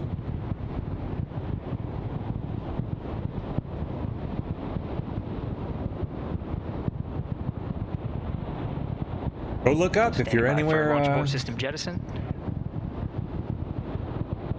Anywhere in Florida, Georgia, Jettison, great view. even into South Carolina, you'll be able to see it. Way, way, way off on the horizon, but We see the same on board, Stan. And Houston has you loud and clear on TDRS at the Kármán line. Outstanding, Stan. We have you the same. 3 minutes 50 seconds into the flight of Artemis II, Wiseman, Glover, Cook, and Hansen cross the boundary to space with good comm checks. GPS signals acquired after last jettison now working on internal checks to verify accuracy. Flight Dynamics Officer analyzed the time of main engine cutoff, confirmed at 8 minutes 2 seconds, time of MECO.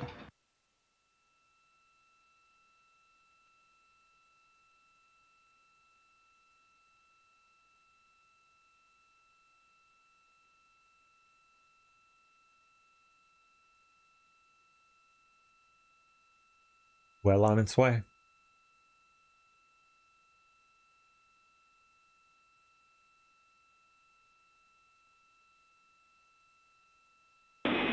Integrity, GPS processing.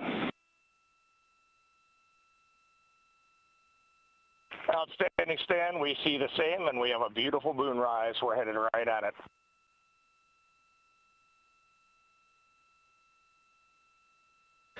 Approaching 5 minutes into the flight, Commander Reed Wiseman confirms he has visuals of his destination. GPS guidance, navigation, and control software finishes internal checks and sends to navigation channels. Integrity, 3 engine press. 3 engine press. On time, now passing 5 minutes 20 seconds of mission elapsed time into the Artemis II mission. At this point, 3 good main engines are all that's needed to carry Integrity to a nominal main engine cutoff target. Though at this time, we're seeing 4 good engines here in Mission Control Houston. Integrity, 75 miles in altitude, 330 miles downrange, approaching 10,000 miles per hour.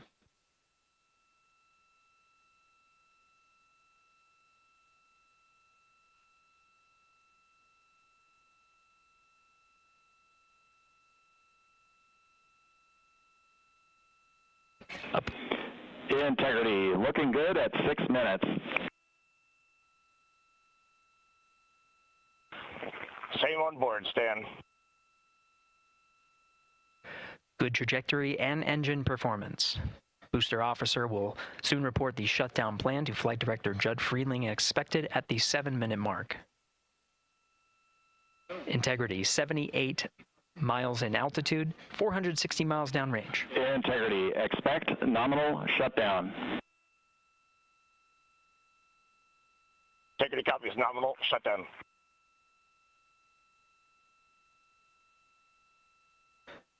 Six minutes 40 seconds of mission elapsed time. Shutdown plan is as expected. Again, the time of MECO was confirmed at 8 minutes 2 seconds into the flight.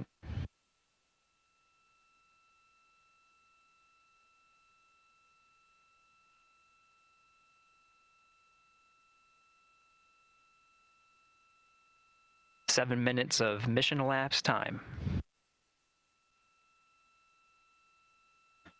Throttling down as we approach the abort once around option.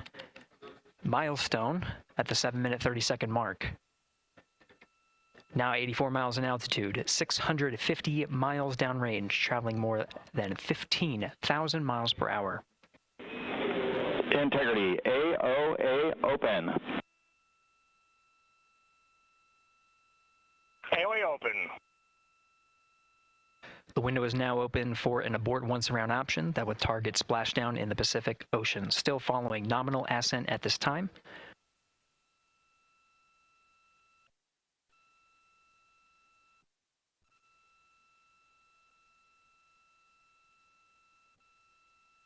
About 10 seconds remaining until the main engine cutoff of the Space Launch System core stage. Standing by for confirmation of MECO and core stage separation.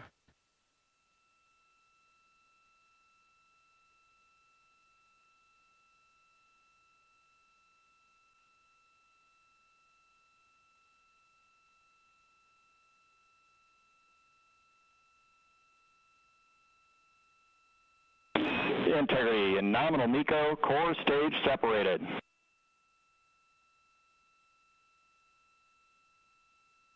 We see the same on board, Stan.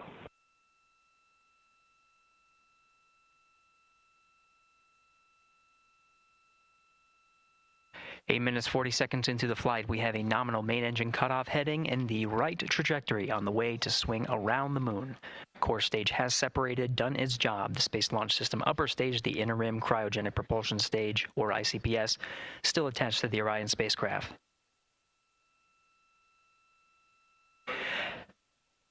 Nine minutes of mission elapsed time. Integrity crew of Reed Wiseman, Victor Glover, Christina Cook, and Jeremy Hansen now in orbit around the Earth at the beginning of their journey to the moon. Long way to go. Another 240,000 miles and change. Integrity. All right, back to the news. Let's see. We got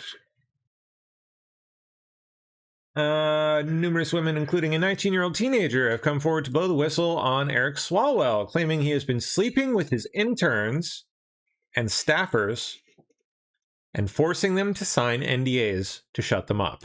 We know it. I worked on the Democratic candidate currently leading in the California governor's race has a known history of being predatory towards women. And while it may be seen as politically expedient to sweep this under the rug, it is the wrong thing to do, and we know it. I worked on the Hill. I know many women who still do, and this message that I received yesterday is not unique. I have received others, and there are many women who have reached out to other political commentators and to reporters with their stories. This particular message follows the same pattern as the other allegations currently circulating.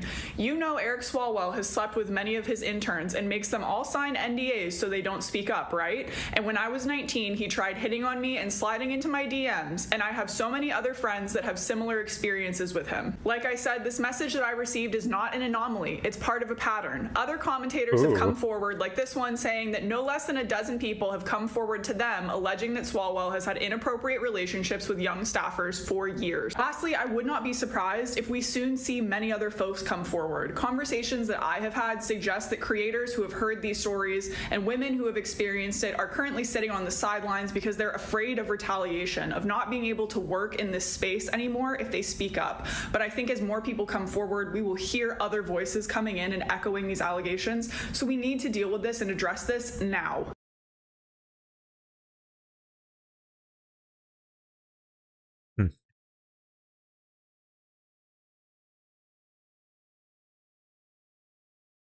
Okay.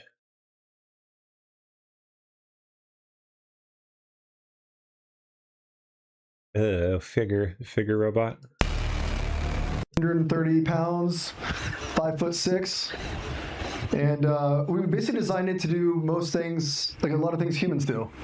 130 pounds. 135 pounds, yeah. It's fold laundry, do dishes, do manufacturing, logistics. You know, I think a few things here that we made improvements on. This is our third time, basically running through 3 generations of robots. We reduced the weight and mass. We made the robot skinnier, but also same strength and speeds. We upgraded the sensors in the robot. It basically sees through cameras. We have our 5th generation hands on board that have a camera, tactile sensors, basically improved grip. We also have on the robot basically more compute on board for running our Helix neural network. We also spent a lot of time on just basically making the robot more safe. So they all have kind of the squishy layer of foam on it. So yep, go ahead. So if you, let's say somebody pushed it over, fell over. I mean, what's the durability of these? I mean, it depends how hard you push it, but for the most part, we fall, robot can get back up, just continue to do work. It depends how you fall. Sometimes we break necks. Sometimes it's fun. All right, turn around.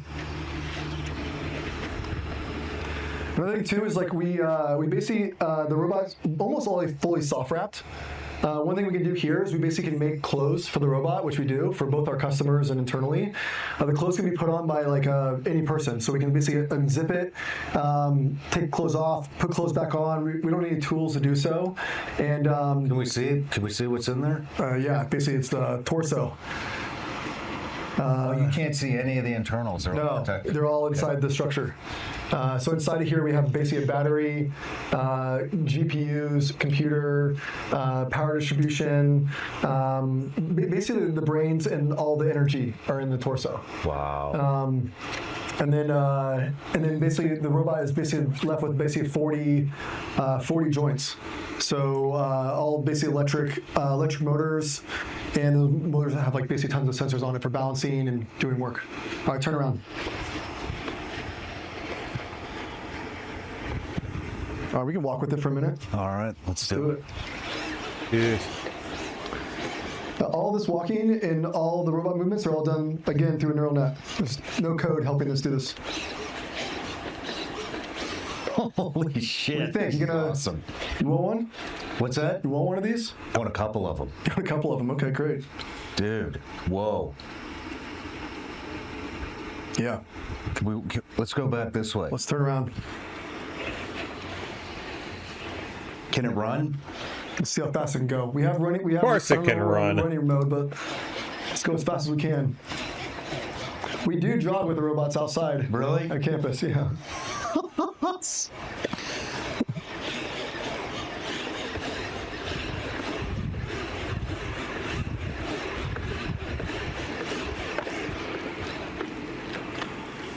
I think it also looks cool, right? Yeah, Got like, high tops on. Looks awesome. Yeah. And you said there's cameras in the hands? Yeah, cameras in the palms. Right here in the palm. Wow. So we can see the fingertips. Yeah. And it's like grabbing objects. And then every single fingertip has a tactile sensor inside. So we can basically touch pressure sensor. Like touch forces as we're grabbing objects. Can it shake my hand? That's so wow. I don't know. Maybe. Can it squeeze my hand? There you go. There you go. Will it crush my hand? No, it's not going to crush your hand. Dude, that's pretty that's like, yeah. I can't move it. We can pick up like 40-pound boxes off the floor, and we can also fold. It's not huge, but that's not bad. A t-shirt, so. That is wild. Yeah. Is this the power button? Yeah, don't push that. Okay. We had somebody in the office yesterday. It was like, I feel like I need to push this. I'm like, it's literally going to turn off if you push the button. And how long does it hold the charge? It depends on what we do, but anywhere from 4 and 5 hours. Wow, that's not bad. How long does it take to charge? It takes about an hour to charge. That is not bad at all. Wow. 4 or 5 hours on. We can charge for an hour. What are they selling them for? Humans take breaks during the day to eat and do other stuff. And or what we should do a lot of time in the office, we'll sub another robot in during the meantime. Wow. Yeah. We actually charge here inductively through the feet. So the feet have like... Interesting. So you just walk onto a charging pad and automatically set up the charge. We basically have like charging pads where robots step onto, cool. and we charge wirelessly. We can basically charge in 1 hour through that whole process. Holy shit. Just by standing. So in case the robot has a task where it needs to stand a lot, we can just it stands on a mat. Stands on a mat. We designed it in-house. Like an iPhone charger. It's like an iPhone charger. Yeah, and I can charge about 1 kilowatt per foot. It's about 2 kilowatts I can charge. When is this going to be available to the consumer market? As soon as we make it work really well. And so I can send it to my house and my kids don't ask for ice cream every single day. And yeah, so yeah, still a ways to go before it gets there. Not a long time, but a couple of years. We're working on really hard. I think we've been testing my homes fairly recently, and we'll be shipping these robots out to commercial customers here really shortly. Can I ask who the commercial customers are? Yeah, we work with BMW. We work with one of the largest logistics companies in the world.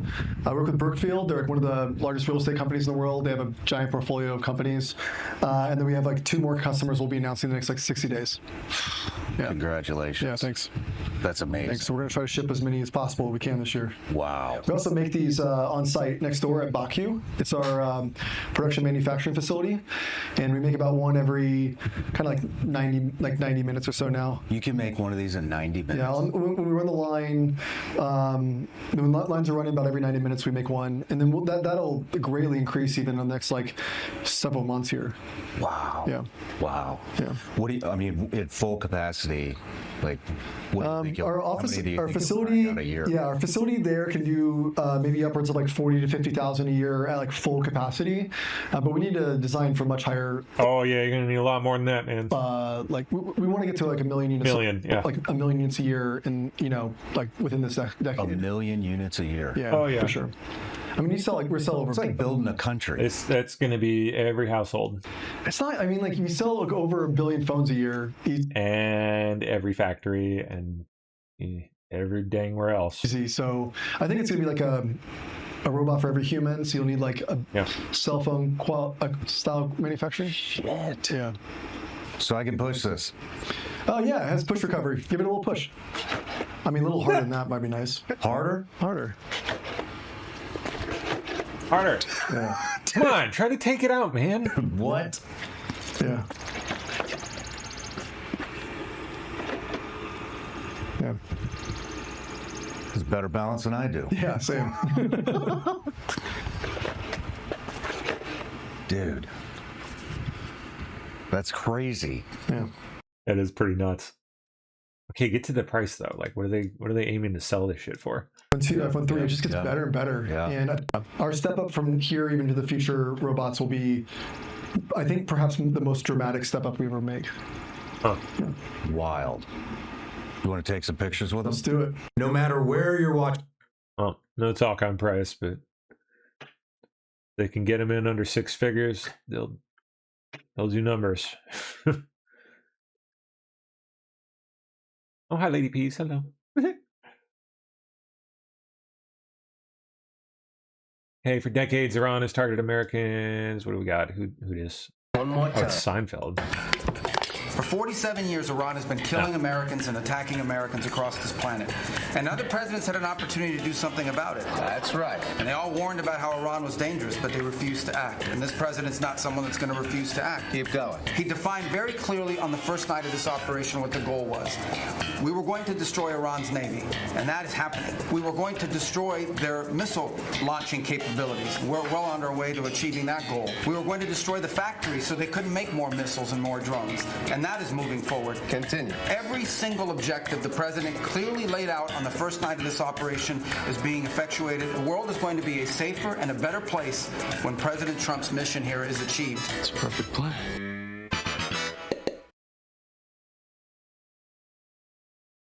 I don't know.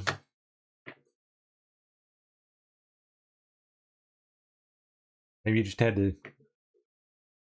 You just had to be there. I didn't get it.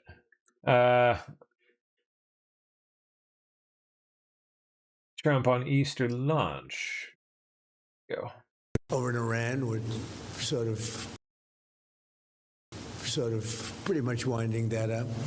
Have to take a few more hits. We want to make sure we don't ever allow them to have a nuclear weapon,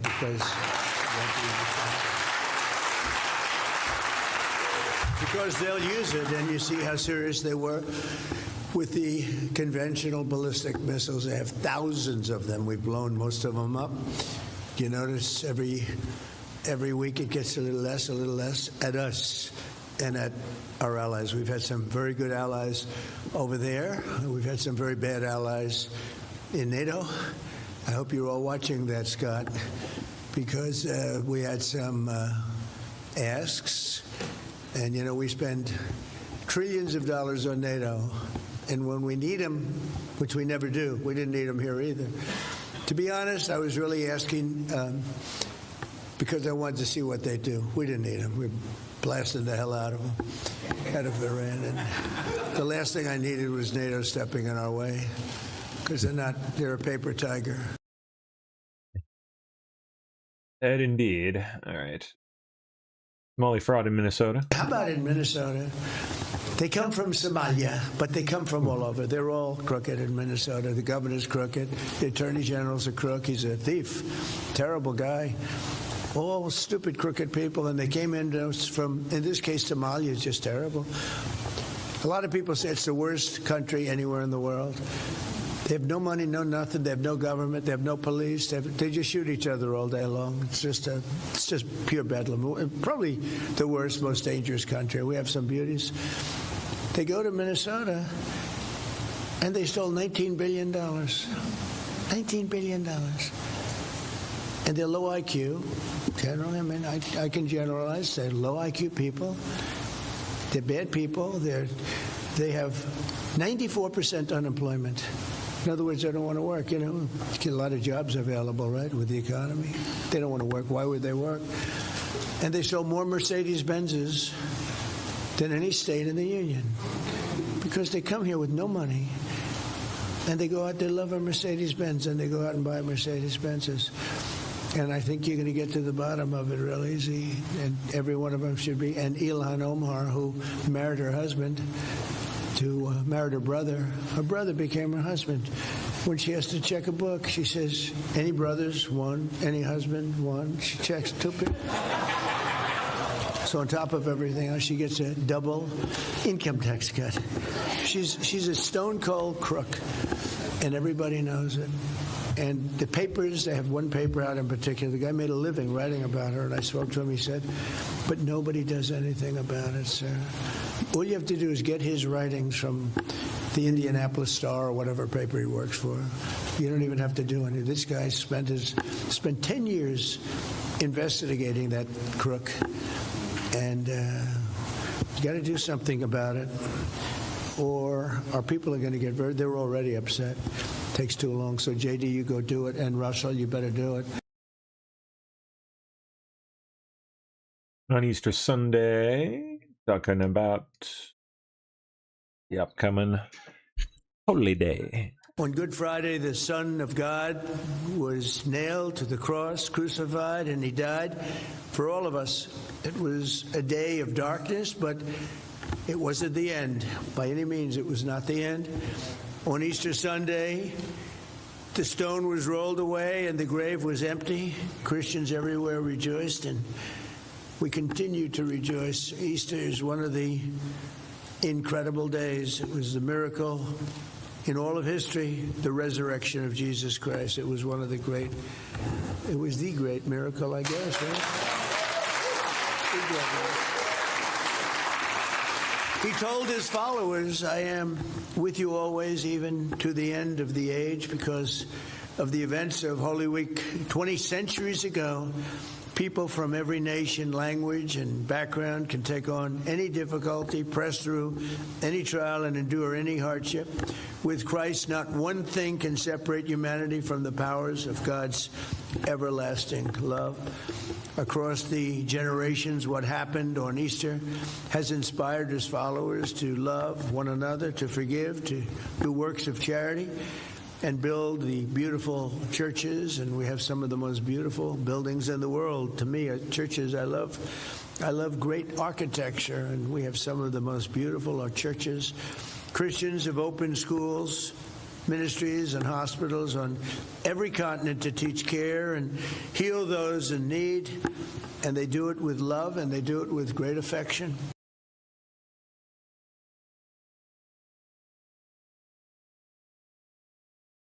At the cap. The Mooch announces he's running for president. You're kidding me. Oh, it's April 1st. All right, I thought about doing this at the Capitol steps. I thought about doing this at Cape Canaveral, where we're launching our astronauts to the moon. But we're going to do it right here in our offices. I'm announcing my candidacy for the presidency. Mooch. Oh, and he even calls himself Mooch. That's fun. 2028. And it's a red hat, so I'll let you know what party nomination I'm running for. Okay, dude. Well, speaking of hats, hey, check it out. Look what we got after all these years. Back again. I'll drop the link. We got hats and shirts. Hats and shirts. Maybe some more if people end up, liking these, ordering these. I'll paste the link out there. There we go.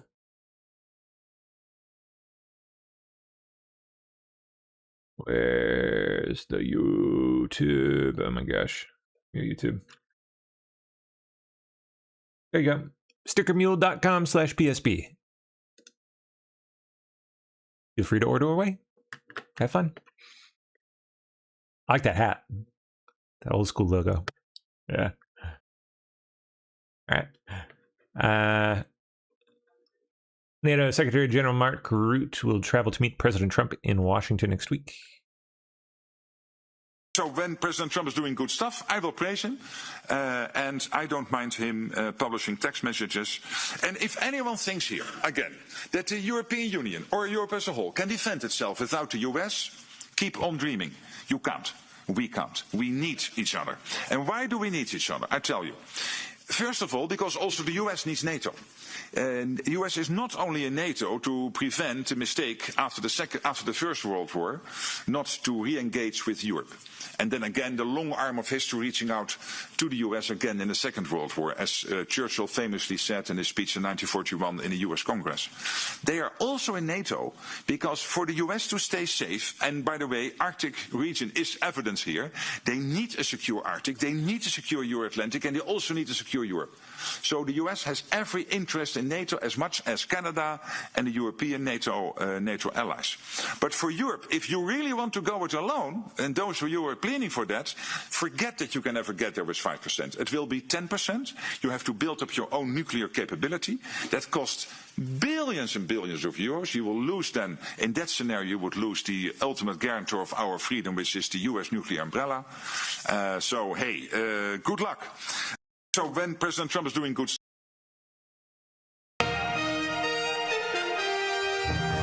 What?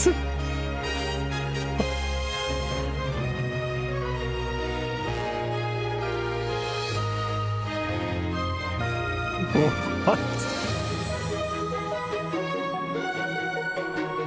Boy, that brings back memories, man. What a great game.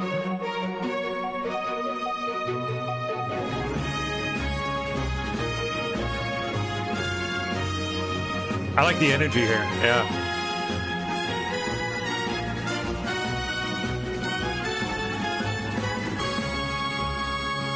Bet Japan loves it too.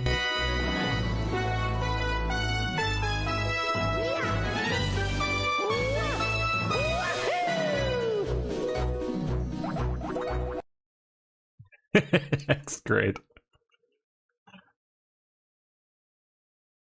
After it's a 10-day journey overall. After liftoff, the spacecraft is expected to orbit Earth twice, check all of its systems, ensure safety, and then head on toward the moon. He ought to be, I would think, probably on... Trip alone is a 4-day trip. Second loop around by now, right? There's a lunar flyby around the far side of the moon, and from that vantage point, something pretty amazing. The crew will be able to see the Earth and moon from Orion's windows, and then the return to Earth for a splashdown off the coast of San Diego. Well, that's it? Just the one? They don't stay there for a few spins. They're just, we'll probably just save energy for that swing back, so they don't have to load it down with more fuel to, get in there to a stable orbit and then have to boost back out of it. I guess that makes sense. They're just making sure they can get there. So, all right, and last up, that has the job of... We spoke to Captain Ronan Sefton. He's part of a US military task force that has the job of learning lessons from the Ukrainian battlefield. What is swarm technology? It's debated often as to what that actually means, but it's really just a lot of drones working together at one time. And you're taking away cognitive load from, say, a pilot, and one person might be able to control many drones. So it's like drones working together, like a swarm of bees. Right, exactly. Pretty scary. It is scary, absolutely. I think most people we spoke to in the making of this story are fascinated to see how artificial intelligence and drones are going to develop together in the future, but they also see that there are ethical questions there. What you'll hear from the Ukrainian military and the US military is that when it comes to targeting, there needs to be a human in that decision chain. It can't be that artificial intelligence is deciding who to target. Of course, we don't know if that's going to be the case for other countries. William McNulty and Lenore Carafa, they have set up an investment fund that specializes in Ukrainian drone technology. So we do have AI autonomy on many of these systems. For the most part, it is, there's an individual drone operator. The drone locks onto its target, and at that point is able to do that last mile targeting autonomously. Once you take that human out of the loop and the human is no longer making decisions about what the target is, that is truly terrifying. But is that where this technology is heading? there is a possibility that that's where that technology is heading. That is not technology that we would support. Because you have robots making the decisions. Correct. Like, one of my fears of a really insidious weapon system would be a missile flying over Kyiv. Instead of dropping cluster munitions, spitting out drones that are then going to hunt anything that moves. We still expect one big thing, that's coordinated attack swarm of drones. One operator running several drones, and they would interact between themselves. Alexander Commission was recruited by Ukraine's President Volodymyr Zelensky to become the architect of Ukraine's drone program. For the Ukrainians, there still needs to be a human being in that decision chain deciding who or what is being targeted. Is there a point in the future when humans will be outside that process? I don't know. What about Russia? They're a strong competitor. So whichever country starts effectively using swarms of drones is going to have a massive advantage. In my belief, yes. How close are you to getting there? Both countries are close. None got there yet.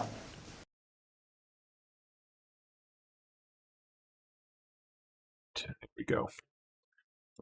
Well, I suppose that's it.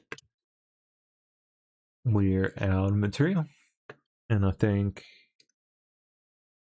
Oh, yep, Laura's in. I'm here. How you doing? What's up? I'm good. Happy Holy Week.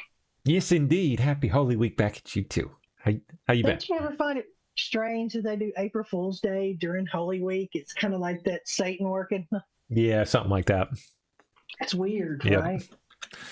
I mean, You're not I the biggest April fan. Fool's to be funny. Yeah, it's just weird. Yeah, I don't know. How you doing? I'm pretty good. Pretty good. Good. Yep. Good. Been a busy week. We're launching spacecraft. We got the flat earthers arguing with the rounders. It's like, Oh boy, did I enjoy this is that. Crazy. Oh my God, I'm telling you. what a hilarious mess that was. Always It's so fun. funny. That's the stuff I sit back and like literally get my popcorn and just kind of watch it. Yep. Because I don't really know a lot about the subject. I've been approached by both people, and I used to laugh off the other side, and I was like, "Listen, as much as we've been lied to, I don't even have an opinion here. Y'all just duke it out. Let me know what the truth is 6 years from now. You know." Right. You know what I mean? Like, I'm just done arguing. As long as something don't fall and end us all, I don't know. You know, Yeah. That's what it is. But it's a funny subject for sure. It's funny watching the people really kind of go out with their arguments. Oh yeah, people get so invested in it. Like it's It is. It's one of those subjects, man. it is. I don't know what it is about it, but something. Well, I mean, the arguments are, like it's 60 years. We went to the moon 60 years ago, but somehow they lost all the technology. That doesn't make sense to people. And then they're like, we got to figure out how to get back there, and it's kind of like, oh, that's weird. And then you have all the string people that show the strings on the astronauts hanging around. And then now this is the one that gets me. The little roving vehicles literally looks like they're wrapped in like tinfoil, and that's supposed to make it through space. That's strange, but hey, it could be in a capsule protected inside the spacecraft. I don't know enough about space shuttles. You know, so, and the other ones are like, hello, take out your telescope and look up in the sky. What shape is that planet? What shape is the sun? What shape is the moon? You know what I mean? So, what do you do? Yep. Just laugh. Yeah, I'm glad you launched that. So it showed the store. I'll talk about it a little bit, showing the backside of stuff. But yeah, I love the hat. I think the hat's sick. We spoke But hats to are Captain. expensive all year round, by the way. Hats are a weird thing right now.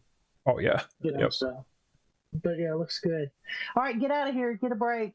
Will do. Try to get you some rest. Yeah. Have a good show. Thank you. I appreciate it. See ya. See ya. How's everybody doing? All right, guys. I'm out. Go hit up some of them shirts. I'll paste it out there one more time. Sticker Mule. We'll probably get some more in there at some point. Some hoodie. I mean, it's not really hoodie season, I guess, but eventually. Hoodies and whatnot. All right. Bye-bye. See you guys later. Have a good night.